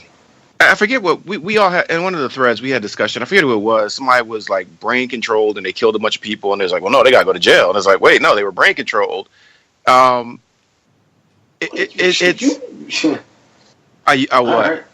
I'm sorry. Maybe I'm just like absolute capital punishment kind of person. So this is my thing is that's for our own basic. And she killed black people. That's for our own basic sense of accomplishment, or it feeds our ego. It doesn't really do anything for the victims and do anything for who this woman in herself is a victim. It doesn't do anything to alleviate the situation. There's no justice in it. You know what I mean? There's no. It's just punishment. It's just punishment because it makes what? She killed fish, harmless little fish. Yeah. In the son, she needed to die. Now you can argue for the sake of the public, she needed to die, but not because it's just. Justice would be getting her help because she had no control of being who she was. But she's beyond help at this point. Says who?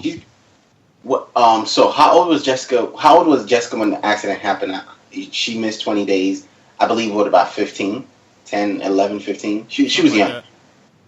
She's had help. She left and came back from. You remember when she escaped?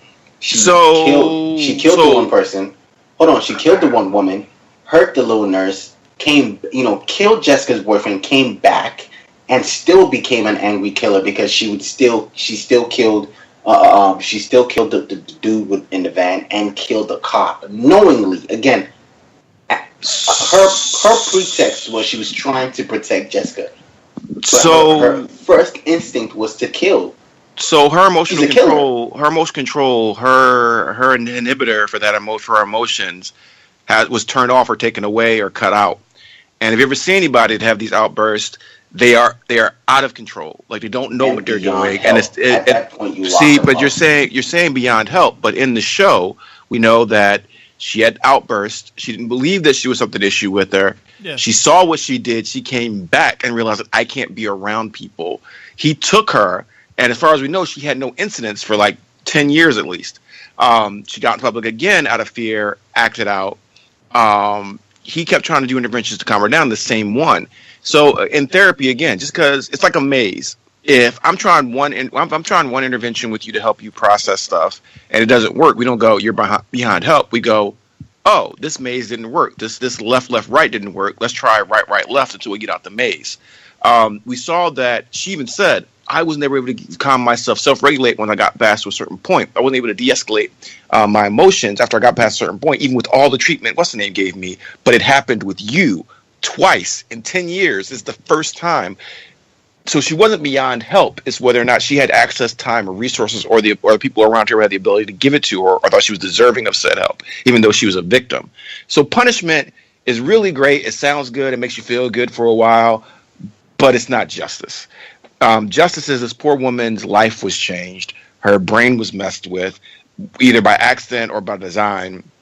There was a thread in the show that was wondering whether or not Jessica's emotional state was also affected by the surgery, and that's one of the things they were looking at. Like, well, you have emotional outbursts, she has emotional outbursts, she's stronger, her emotional outbursts are even stronger. Maybe there's a correlation.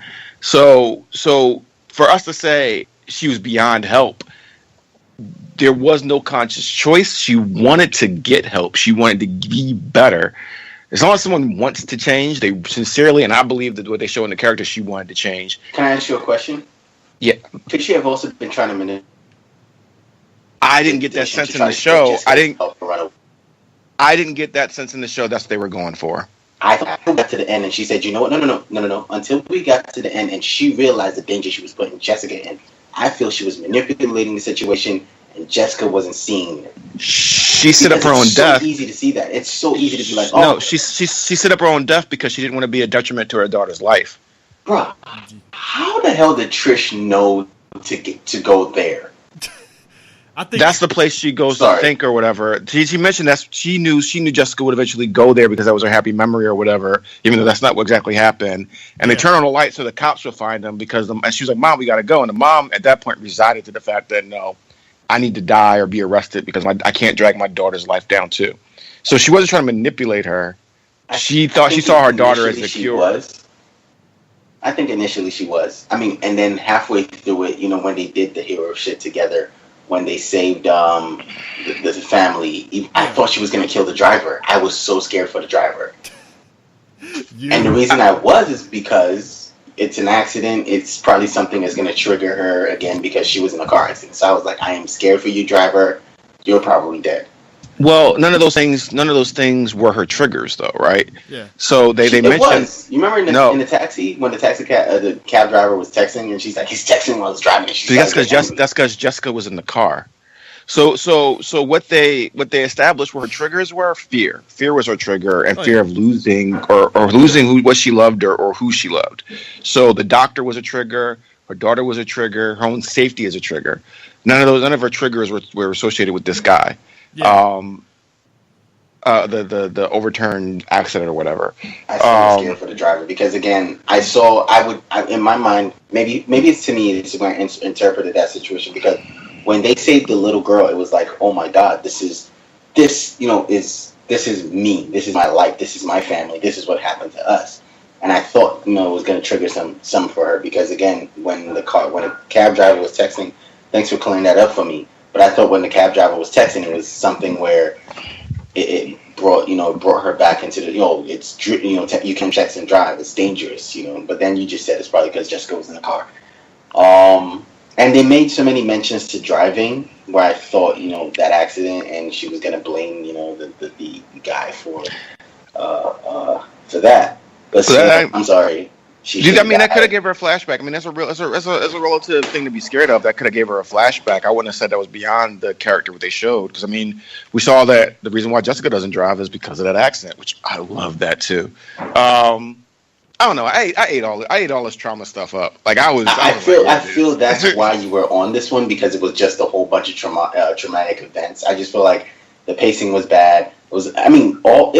It was a lot of good ideas, though. It was a lot of great ideas. The trauma was good. All of that was good. I feel like the pacing was bad. The lack of a central villain was bad because you build up IGH in season 1 for us to find out that maybe IGH doesn't exist or maybe the only reason we think IGH is bad is because they've created super soldiers and, based off what the doctor was doing. But the doctor in this season said he never gave his formula to anyone. So...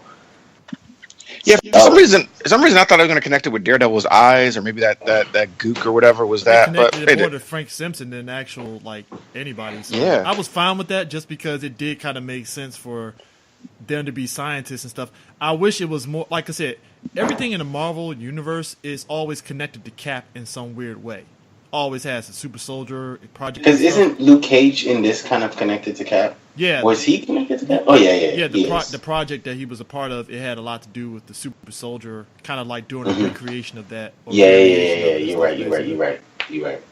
I really thought they were going to connect IGH to Luke Cage. This is why I think in Defender Season 2, you're right, Anthony. In Defender Season 2 could be nice if you're taking down this big corporation because three of our superheroes are connected to them. if IGH was a thing and it was connected to Luke Cage, and then IGH was connected to Daredevil, wouldn't it be nice to see them team up again to take and for Danny it'd be something where it's a subsidiary of one of his companies and they're doing their these illegal experiments. Wouldn't it be kind of cool to see all of them kind of team up to take down a corporation? It would be. Oh, sorry. Go ahead, Chris. No, I'm pretty sure you'll probably see some sort of variation of that in some way and stuff, but I don't think you want that whole plot point to linger too. No. Obviously not. Maybe like 4 if they make Defenders season 2 like 6 episodes, that could work. Where you don't stretch it out. They don't know how to pay off the big global bad. Like the Hand was a real letdown with. Like, I imagine a sprawling ancient culture, and it just came down to, like, 4 guys and a girl. They had ideas. Like, I like the whole aspect of even in Iron Fist season of, the Hand isn't just some, like, they're just, random dudes that... The Hand, yeah. They actually are more than just ninjas. That was actually pretty dope. I thought that was pretty cool. Because you had to make them a little different than just one-dimensional, they're just guys that are dressed up as ninjas. Okay, they just didn't pay it off, and for the big circle to be killed so easily, like that guy made that, like that the guy, I'm guessing he was from Africa. Like when you talking about how, and on the 3rd day they bowed and begged or something like that. I was like, damn, this is a great story.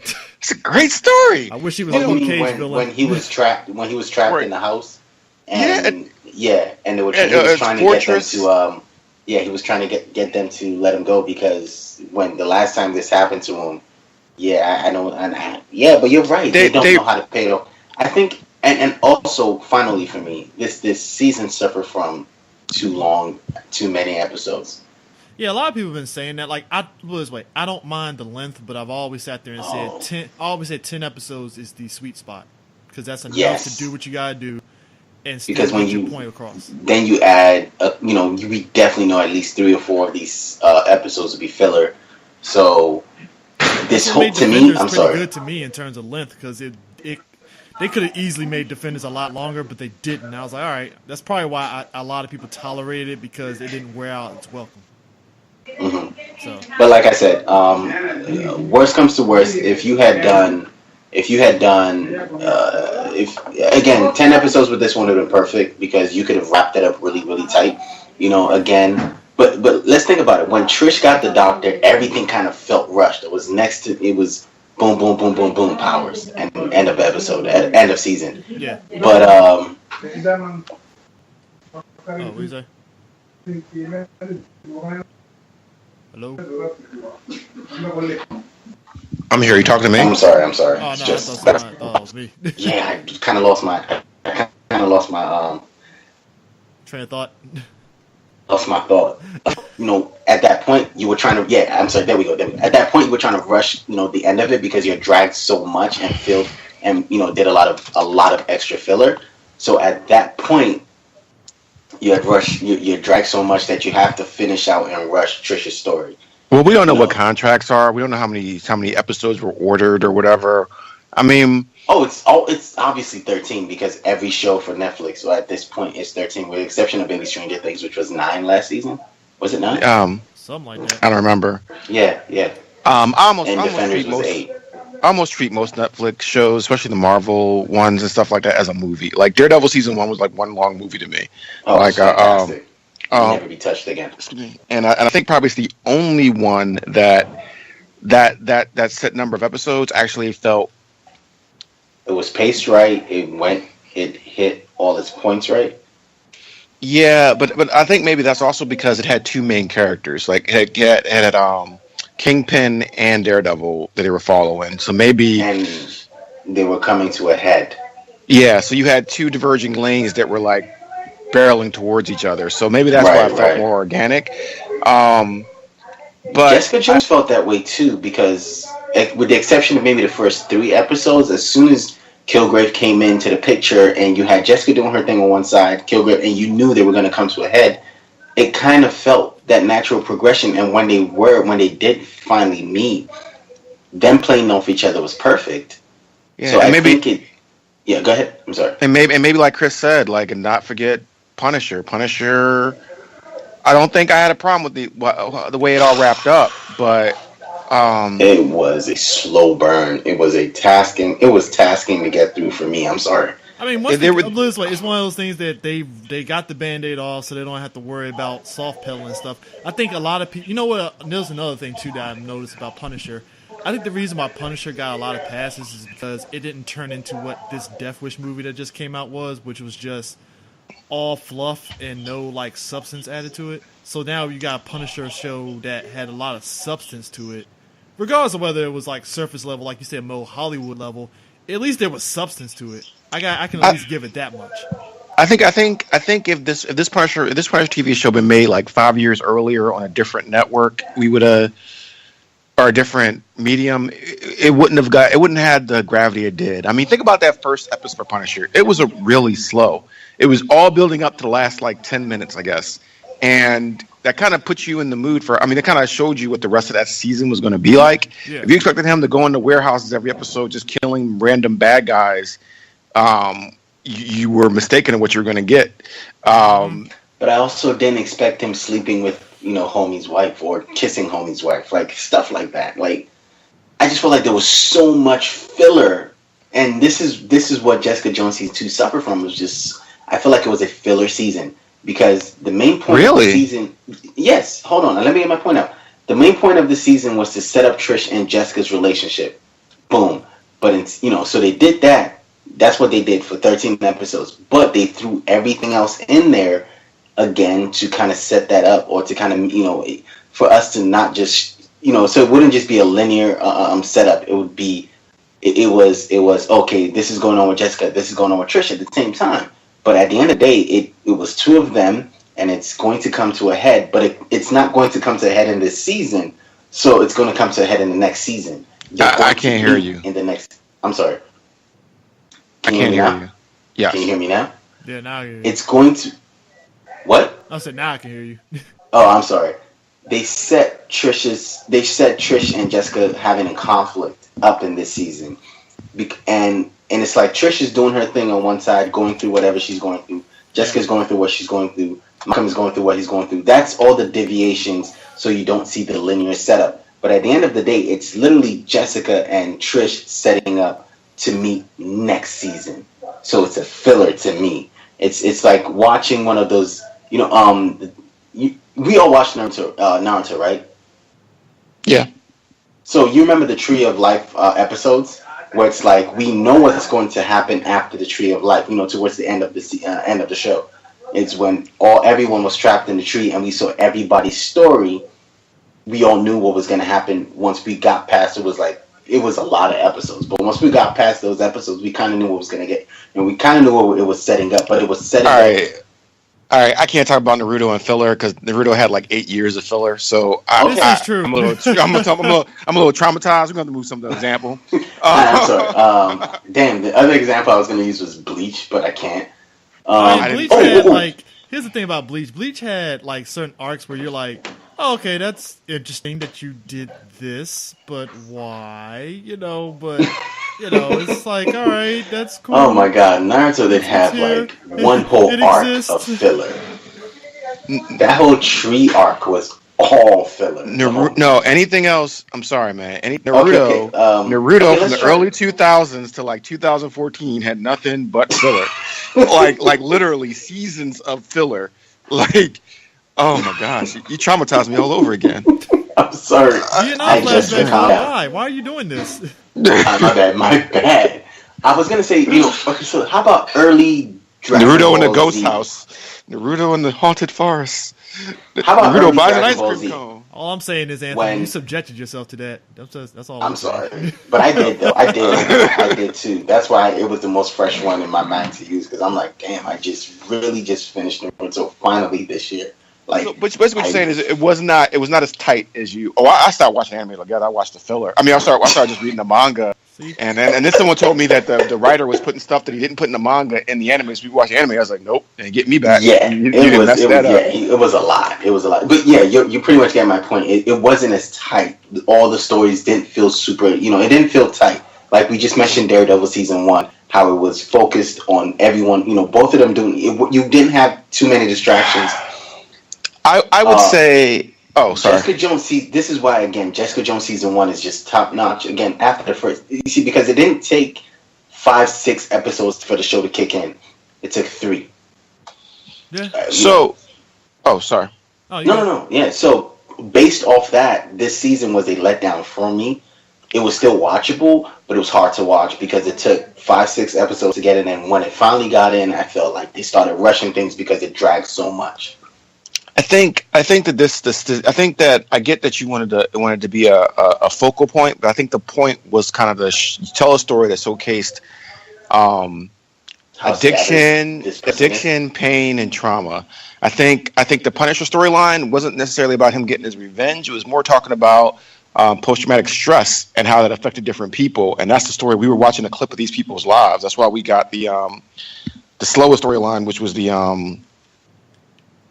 detective agent, pretty lady. Her mother has that voice and everything.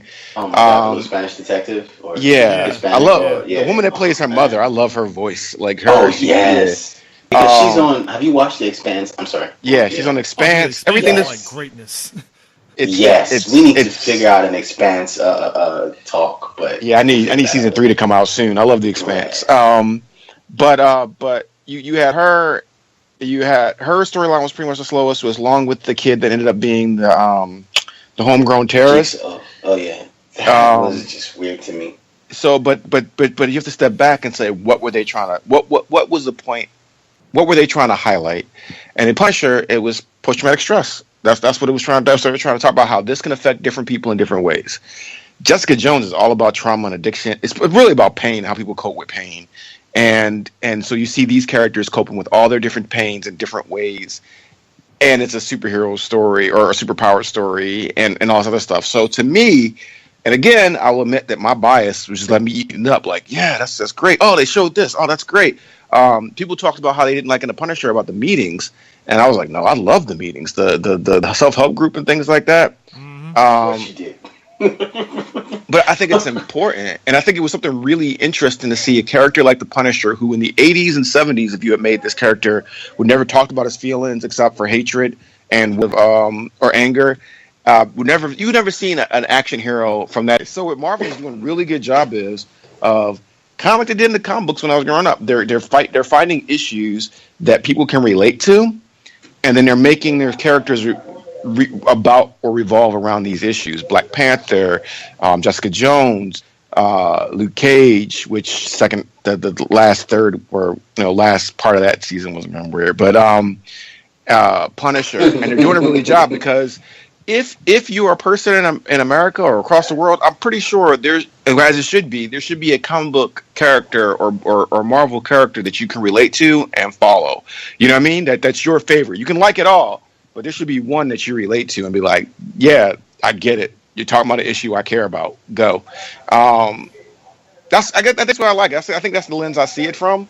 Which again, I said it like 5 times already, but like probably fourth on the night now. It makes me biased a little bit towards what they're doing and that they're highlighting it because no one else is doing it quite like they're doing it. And I agree with you. But I also think it's like how I see. Okay, so you watch this show and you have your lens you see it through. I see this through like a TV, like a show. Like I've watched enough shows, so I've seen like TV show aspect is where I watch this from first before a superhero aspect. So it's like I just want to watch this as a TV fan, and I feel like we've seen shows with tighter plots. We've seen shows maybe not like this. Oh no. We've seen shows like this with tighter plots, and then you add the superhero aspect to it or the powered aspect to it. So if they can do a show like this with a tighter plot, I just feel like I feel like there's a lot of people giving this a pass because it's a not necessarily because it's a Marvel show, because it's a power show. But did it work? Does it work? This season 2, not so much. For me. I say it does, but again, that's for me. Yeah. That's why I clarified and said for me, because I feel like it was just messy. A bunch of good ideas, which I love the fact, I'm with you, the whole trauma, with the whole like self-destruction and deconstruction of characters, but I feel like you deconstructed Jessica so much. It's like all the progress she made in season 1, where she turned to Killgrave and said to Killgrave, "No, you don't control me anymore." Like she won. Do you remember at the end of that season, with the last 3 episodes, where Killgrave couldn't control her anymore, where he started using other people to get to her? Oh, that was like it was powerful for her. But it's not But it doesn't take away from that power. It's just it's not a quick fix. There's no quick fix to dealing with someone with trauma like that. You're very right, but that is progress, true or false. I don't think she lost that progress. I think he regressed her so much. So for Killgrave to come back and have so much control over her in this season, where she choked a guy, when she choked someone, or where she's like, even she admits to herself, "Oh my God, I'm losing it. I'm talking to a ghost or something that doesn't exist." Again, it was cool to see her at the end of the episode regain that power and say, "You know what? No, you don't control me again." But Killgrave says to her, "I'll be back at some point. Oh, I'm around if you ever need me again," which is cool. Don't get me wrong. So I'm just saying, you regress the character a little bit, in my opinion, because she gained her power back. She again, we don't know how much time has passed. We don't know what happened between the end of Jessica Jones. I mean, well, they kind of try to tell us, but she's just at this point coping. Again, Jessica Jones is not the type of person to go to therapy or to go to a group meeting. Well, she did in this season, and that was very interesting too. But that was court ordered, though. She's not of her own volition going to go. This is what I would say is that I personally treat young girls that see a lot of similarities with Jessica Jones, right? And the therapy session. You're looking at listen. I'm sorry. Right. So to me, and what you just said kind of even makes me like it even more, because people look for these quick fixes. I just got to do this and I'm good. All right. Instead of realizing that the road to recovery, that road to becoming whole is not just one thing. It's not one action. It's not one state of mind. You take 2 steps forward, and it might be a step and a half back, next week, and then you take another 2 steps forward, and then you take maybe you take 4 steps back the next week, but you're slowly. So it doesn't matter if you only move an inch in a year. You're still moving forward. And that therapy session reminded me of a client I had a couple weeks ago. A lot of stuff going on. And I sat down with her, just like how she thought that ball thing was stupid. And I was like, "Oh, you just humor me, and let's do some breathing techniques." I did this breathing techniques and said some things while we were breathing. And her heart, the exterior of what she wanted to present, crumbled, and she wept. Like she wept uncontrollably for minutes, and then stopped. I saw her pull back up the shield, and she was like, "I didn't expect that to happen. Does that usually happen?" And then we talked about it. She's like, "How good it felt, but I'll never do it again because I don't like feeling that way. I don't like feeling that vulnerable and stuff like that." To me, yeah, she could watch this series and realize, yeah, one thing isn't going to fix. Yeah, maybe I stood up to my abuser. For a lot of people, maybe I stood up to my abuser. Maybe I, left this relationship. Maybe I, went to the police about the sexual harassment, things like this. Could be anybody. I'm not talking about this people. It could be anybody. It doesn't mean the journey's over. It doesn't mean the work is over. Like I could just go back and pretend and repress again.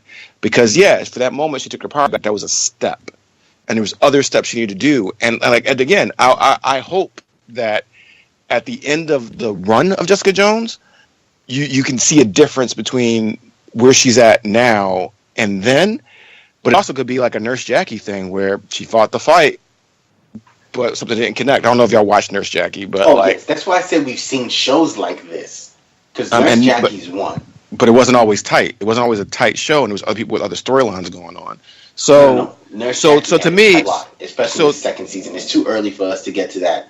That's all I'm saying. So to me, everything you mentioned about it, and you think she regressed, it's kind of like when somebody says, "Well, we took you to addiction counseling. We took you to the camps, and we took you to the retreat and everything like that. You got out 2 years later. You started using again. Like you lost all your progress. That's not how it works. That's not how it works. We actually, in the stages of change, we actually have it built in where you're gonna regress. You're gonna do that because it's just human nature, and it's kind of hard. And I'm not calling you out, but it's kind of hard for anybody that hasn't seen it or gone through it or know this stuff or really analyze it to realize That's just part of the process. Yeah. And I think that TV has warped what we see as progress. Same thing as we just think that space kills you like lava. Like it warps how we view right. Like it's trained us to think that this is how it's supposed to happen. And if you don't do it that way, you're weak, or you don't do that way, you're going through. And I think this is really important to show these ebbs and flows of health. And I agree with you. But again, in the sense of Killgrave coming back to her, don't you think, honestly, be honest with me, because that is a little regress as opposed to the progress. Because again, she showed significant, it wasn't just a little progress, it was significant, major progress for her to be able to step up and say, you know what, you do not control me anymore. So again, if someone went killing the dude, her murdering the dude in cold blood. If someone went through the trauma, so take the girls that were hit, that were in that basement, and they got out and they went to that black guy and said there's other people in there, and then that guy killed himself. I think in jail like that year or whatever. If they came to me and said, "Oh, I'm good. He killed himself. I made it out. I broke it out," and they said, there was nothing else. Like I got past it. I processed it. I would question that. I would look at them like maybe you're. You understand? She never said she got past it. She's coping with it. No, but you're saying she's not coping with it. That's what I'm saying. Well, she's not coping with it in long-term healthy ways. She is coping, but she's not coping with it in long-term healthy ways, and she's never developed those coping skills, Mo. That's what I'm trying to impart to you. She has taken steps to control powers. TV warping. Maybe you're right about TV warping real life, but again, this is TV, and in TV we do like to see progress and fixes. But we see progress. We see at the end of this show, like we see season 1. Season 2, there's progress. The reason why she decides to go have dinner with that family is not because of what happened to her. It's because of what her mother said to her. You remember during the drive? Okay, so how is that not progress? It is. You're right. She already had coping skills. They just weren't long-term healthy coping skills. So it's kind of like if I do a smoking group, the first time I go into a group, they talk about, you're gonna tell us. So it's like, no, I'm not gonna tell you it's dumb to smoke.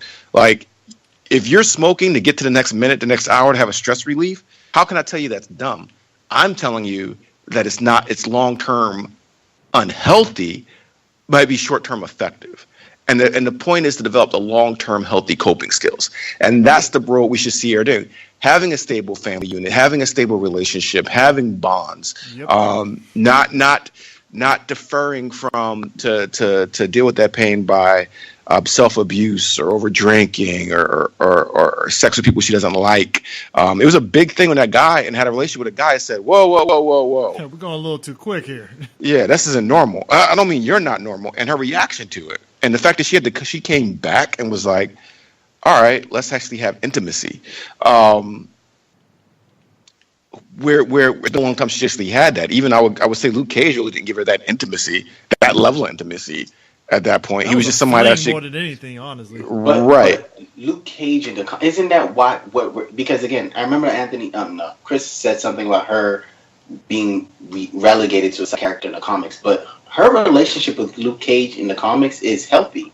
It didn't start off that way. It didn't start off that way, but it became something. But what I'm saying, and I'm telling you, in the TV show, and even in the comics with Luke Cage, there's a scene where until after they have a baby, and I think they're married at that point, where he finally goes, you never talk about what happened with Killgrave. And, I understand he raped you. And she's like, you don't want to talk about it. And you know what he's talking about. And it's like, he didn't rape me. And he's like, Jessica, you can tell me the truth. He's like, no, he did something more worse. And she goes in the whole thing because one day I'm going to do something. Remind me to do something called the book thing. I'm going to do a book demonstration with you. It's an object to realize how people deal with their emotions. And I think I'll give you a better understanding. Is it different from the cell phone thing? Probably, okay. I don't know. Did I not have that night?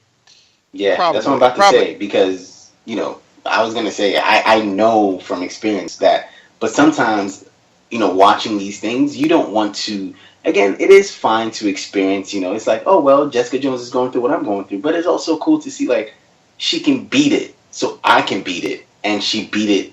So I guess Maybe just beat it in one season, though, man. but again, as a watcher, when you watch movies, and a lot of people watch movies and TV shows to escape. A lot of people do. I know I did. When I started watching movies and TV shows, that's how I started watching. It was like, let me get out of what I'm going through, or let me, and I think some people just want to do that. And if there are women out there who have experienced what Jessica's experienced, they're probably watching it like, hey man, she did this. Yeah. I can do this, and she has powers. So it's, again, she's been, I guess, it's a double-edged sword where she beats it and she regresses, or she falls back. It kind of makes it okay for you to feel good about yourself. It's like, oh, I fell back. Jessica Jones fell back, so I fell back. So, if Jessica Jones can fall back and get up, then I myself, who doesn't have powers, can fall back and get up. So it's like that. I guess that's what you're trying to say, Anthony? Yeah, I think it was very poignant when I forget the guy's name. He was like, "You're the weakest human I've ever met." She's a very vulnerable. Yeah, it was a very vulnerable person. Like, piece of shit. Yeah, it's I think one of the reasons why I like the Jessica Jones series, like I mean, visually and just based on escapism and storytelling, I would say probably Daredevil season 1 is probably the best. But as far as layered well, I think Jessica Jones has done a far better job than the other Marvel series. I'm with you on Jessica Jones season 1. I just think this one wasn't tight. You wanted to see her win. I think what it is that not necessarily win. I just wanted to see certain things. I think what it is that I think some of the things you're saying, though, it sounds like you feel for her. You don't want to see her in this place anymore. Like, you want to see her get past this and be in a healthier place. And I think from understanding what you're saying, I don't want to put words in your mouth, but I think that if you're having that feeling, the show writers did their job. Yeah, kind of like having those feelings of like, I know this is not supposed to be like this, but all right, I guess this is fine. Yeah. I also feel yes, there's that, but I also feel like this season, again, compared to season 1, it just fell flat. Let me ask you, which season of Jessica Jones do you like the best? Probably one. The things I felt were shortcomings in 1, they addressed in 2, but they lost some of the things that were great in 1. Okay. So 2 doesn't live up to what season 1 did then, in your point of view? Season 1, again, just touched home better with me. But Killgrave is what put season 1 over. If I had to pick trees, I don't have a relationship. I'm not a female with a relationship with my mother. It's toxic. So I can understand that. But on a certain level, I feel like it just wasn't made for me. I don't really feel like season 1 was really made for me, but I understood it more. And I think Killgrave was just a better villain, or a better a better incarnation of the negative focus of the show, I guess. Yeah, a better antagonist. I would just say a better antagonist, but yeah. Or you could just say a better character for her to play off of, because there was not one solid character for her to. Yeah, you don't have to say antagonist or protagonist, because I get what you're saying. There was no one for her to bounce, her, because Kristen Ritter again has shown why, Jessica Jones is going through the change she's going through in the comics, because Kristen Ritter is Jessica Jones. Like, if you had your doubts about her, she's a powerful actress, and she's good. She's a really good actress. So I think, she is set. It's just like how people say Wonder Woman is Gal. Gal is Wonder Woman at this point. Kristen Ritter is Jessica Jones, and she's really good at she's a better actor than, say, Gal, but she is really good as Jessica Jones, and there was nobody on her, in my opinion, on her level, like David Tennant in season 1. There was nobody on her level for her to bounce, to go off of. Which is why, again, no one had chemistry with her the way David Tennant had. Yeah, not even Trish. I don't think Trish had the same kind of role with her. No. But Chris, do you think on a I don't know how much damage y'all guys think about that Inhumans and Iron Fist and Defenders did to the Marvel brand. I don't think it hurt the brand. But does this help? It was kind of one of those, you had to tear the Band-Aid off. You had to.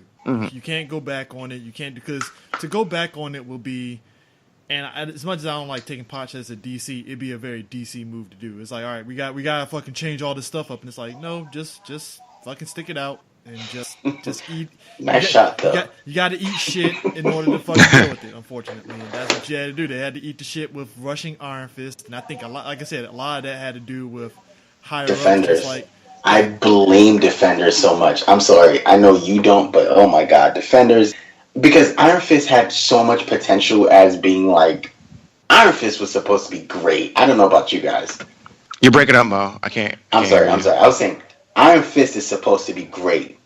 It was supposed to be great. I don't know how you guys feel about Iron Fist, but I love Iron Fist. And when they did Luke Cage and they said Iron Fist was happening, I was so on board for it. I just feel like it was something, Defenders was going to happen. So, hey, we need to get Iron Fist out so we can get Defenders in just as quick, just as soon, because we're doing all this setup. We did the setup in Daredevil, then, with Elektra, and then we're going to do the setup, with the whole Iron Fist season was a whole setup. Man,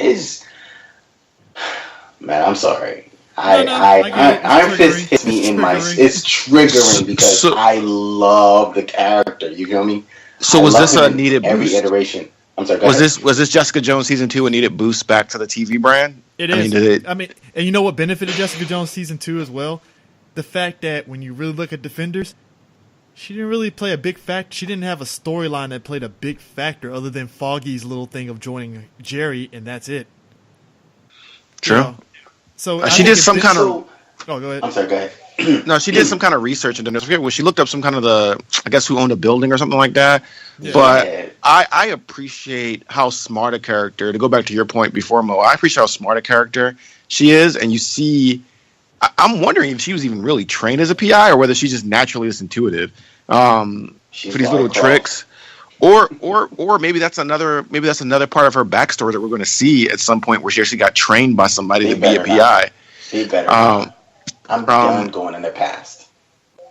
I mean, that seems to be the thing of the show, but actually, it seems to be the show of all the Marvel shows, actually, if we think about it.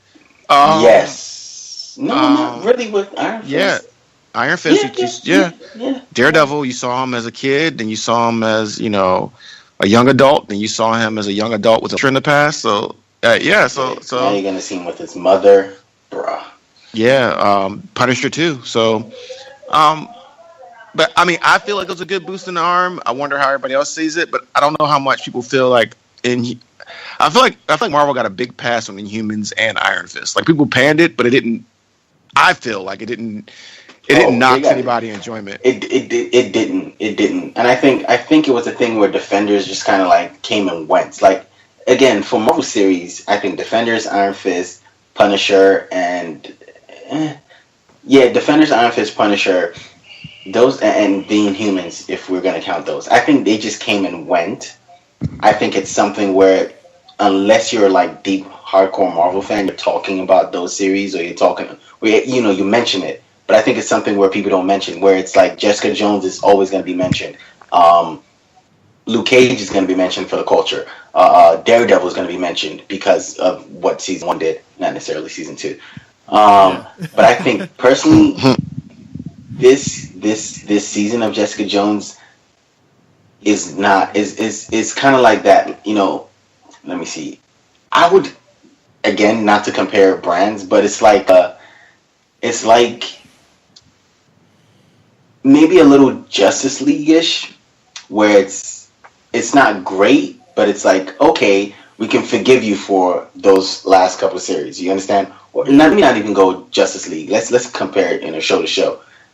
I will call it a Legends of Tomorrow season 2, where it's like, okay, like we can forgive you for, or Arrow season 5, pretty much.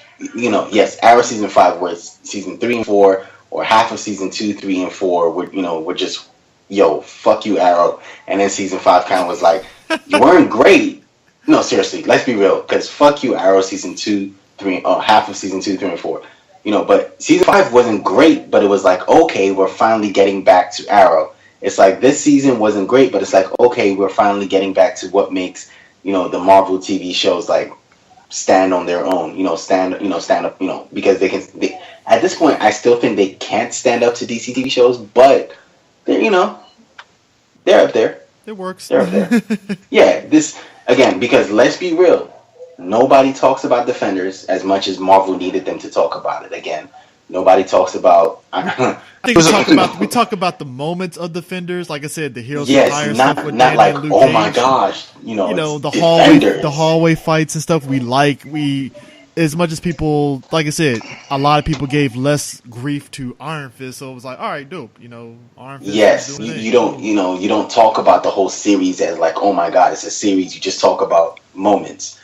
Well, I like to think of TV sometimes as, you know what? A couple years from now, am I going to like YouTube up a clip or whatever is going on? Even movies sometimes, I'll be like, is there a scene or some scenes from something that I want to look up and just see? And I think almost every great television show, every great movie, if you looked on YouTube one day because you was bored, like, oh man, I remember that. Let me look that up. Let me look up that scene real quick. Let me look up the Ip Man scene when he's versus the dojo. Oh, you know what? Crap. You know what? I want to see that. How many scenes will you look up from Jessica Jones season 2? Probably certain things regarding Trish and things of that nature and stuff. But I mean, that's right. Basically it. And I just saw it, so I have to digest it some. But like I say, there's nothing from Defenders I really want to go back and look for. Till today, I am still gonna look up Daredevil season 1 hallway fight. Yeah, I'll look that up. I looked up the scene with Kingpin and Ben Ehrlich a couple of weeks ago, because there was little nuances there. So it was. I looked up the Kingpin scene with Daredevil when he's in jail in season 2, because I was like, yes. In the show, I was like, you know what? I forgot how much I missed this actor playing this character, like, and that was a great scene. Jessica Jones, I've looked up the Killgrave scenes before with her. I don't think I've ever gone back and actually looked up the beginning of the episodes. And I don't know what I would take from this one. It might not actually be much. I'll probably look up that Killgrave stuff again or rewatch the Killgrave episode.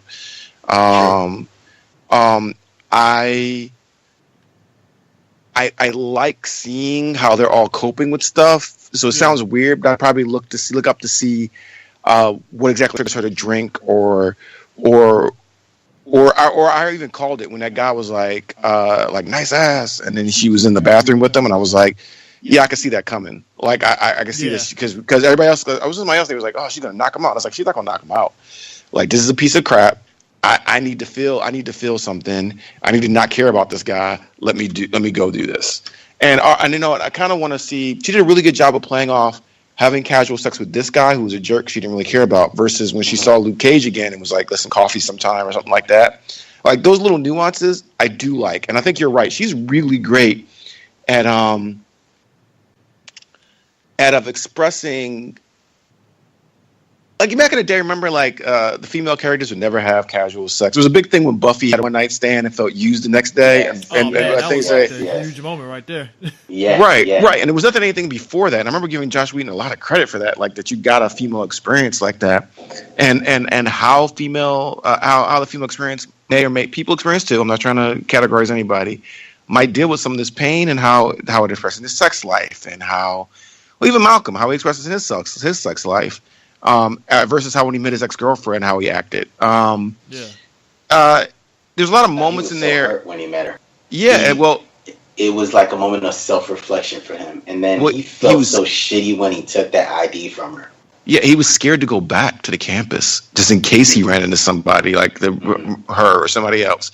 So there's moments like that, and I think Jessica season 1 and 2.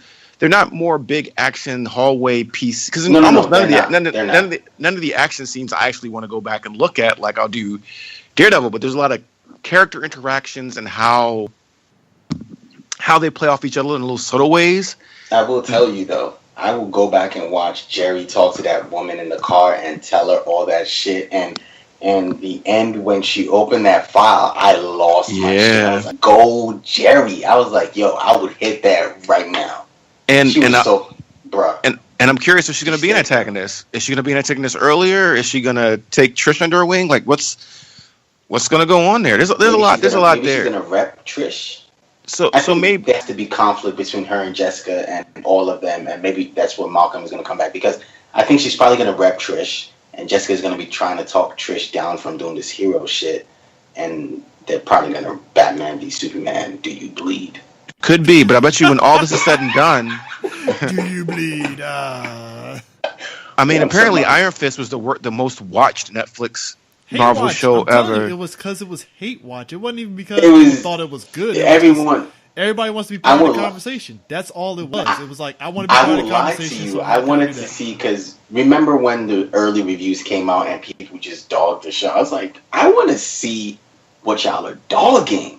So I watched it for that. You know, I'm pretty sure there are people who didn't watch it because that dogged. I wanted to see what people were I dogging, was- and I'm I not was gonna on- lie to you. I enjoyed some of it. Oh, Mo, I was on. Me and Chris were going back to back on episodes, and I was trying to find the good. I was like, well, they're starting off this. They're going to show some more. They're going to show some more. It's going to be okay. It's going to be okay. The first three weren't bad. It's set up. They're all set up like this. And I was like, as it got on, I was like, I'm trying my hardest to find something that The last 6 was informative. It because I guess it was going into Defenders territory, so it was very like, I can see where you're going.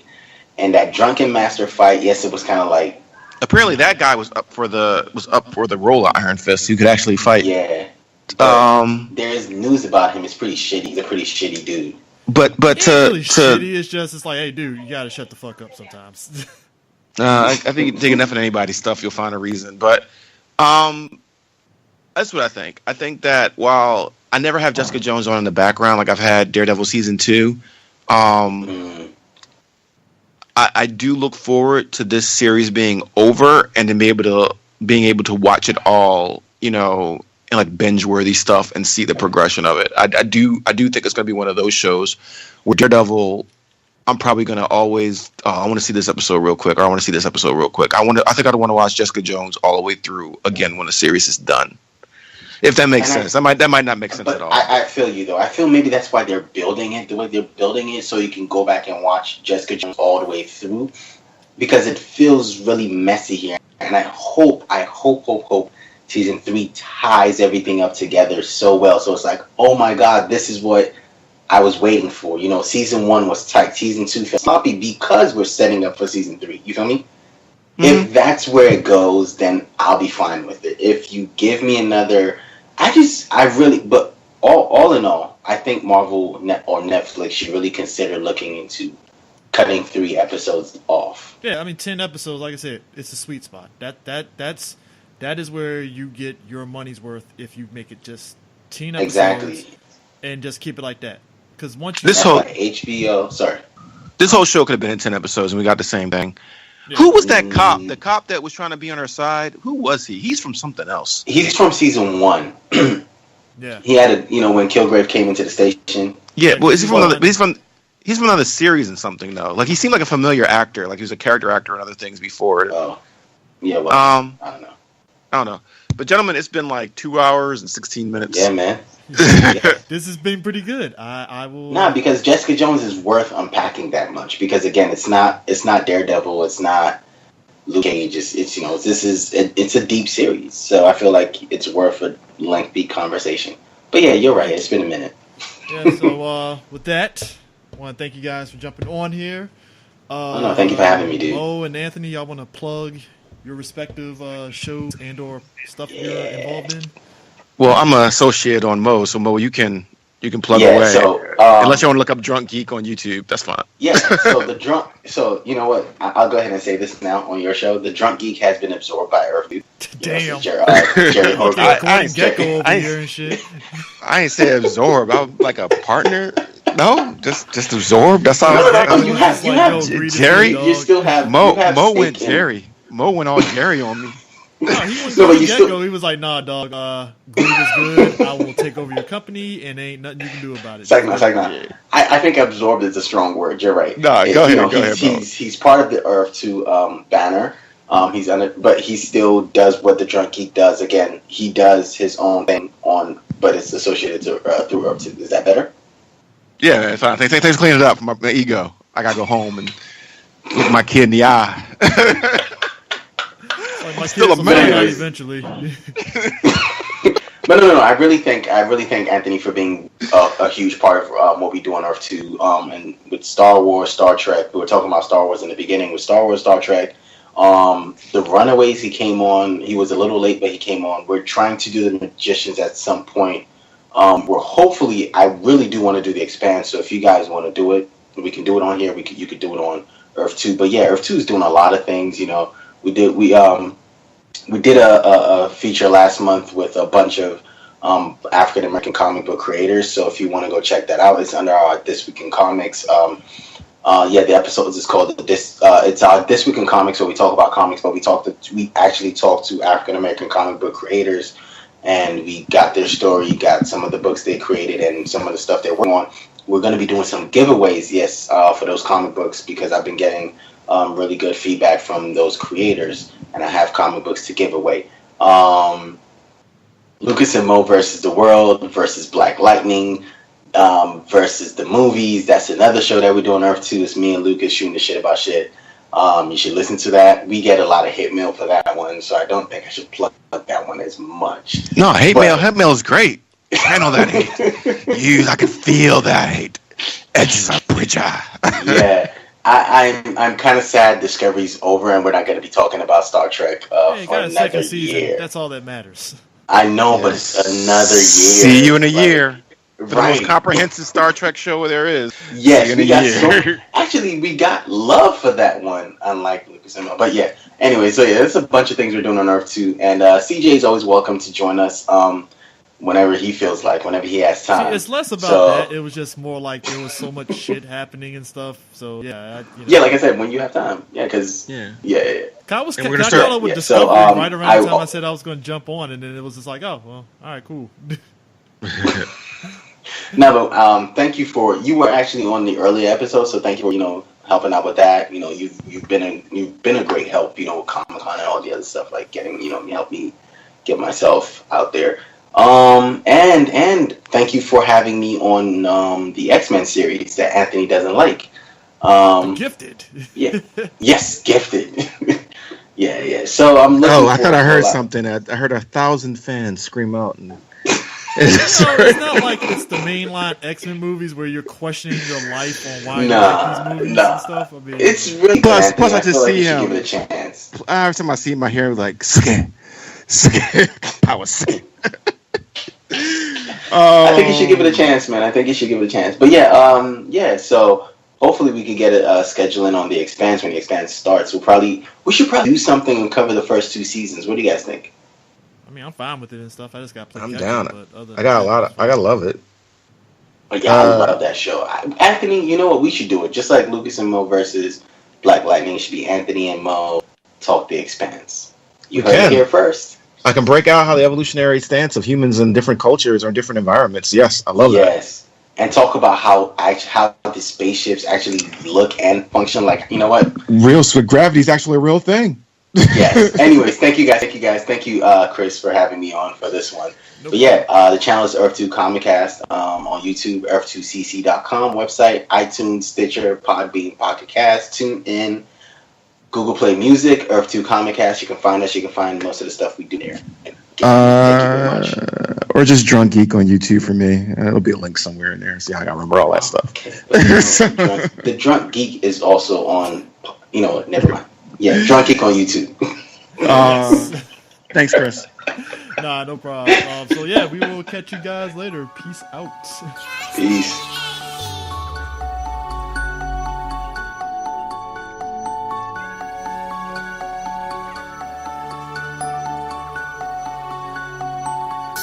Narrow beat.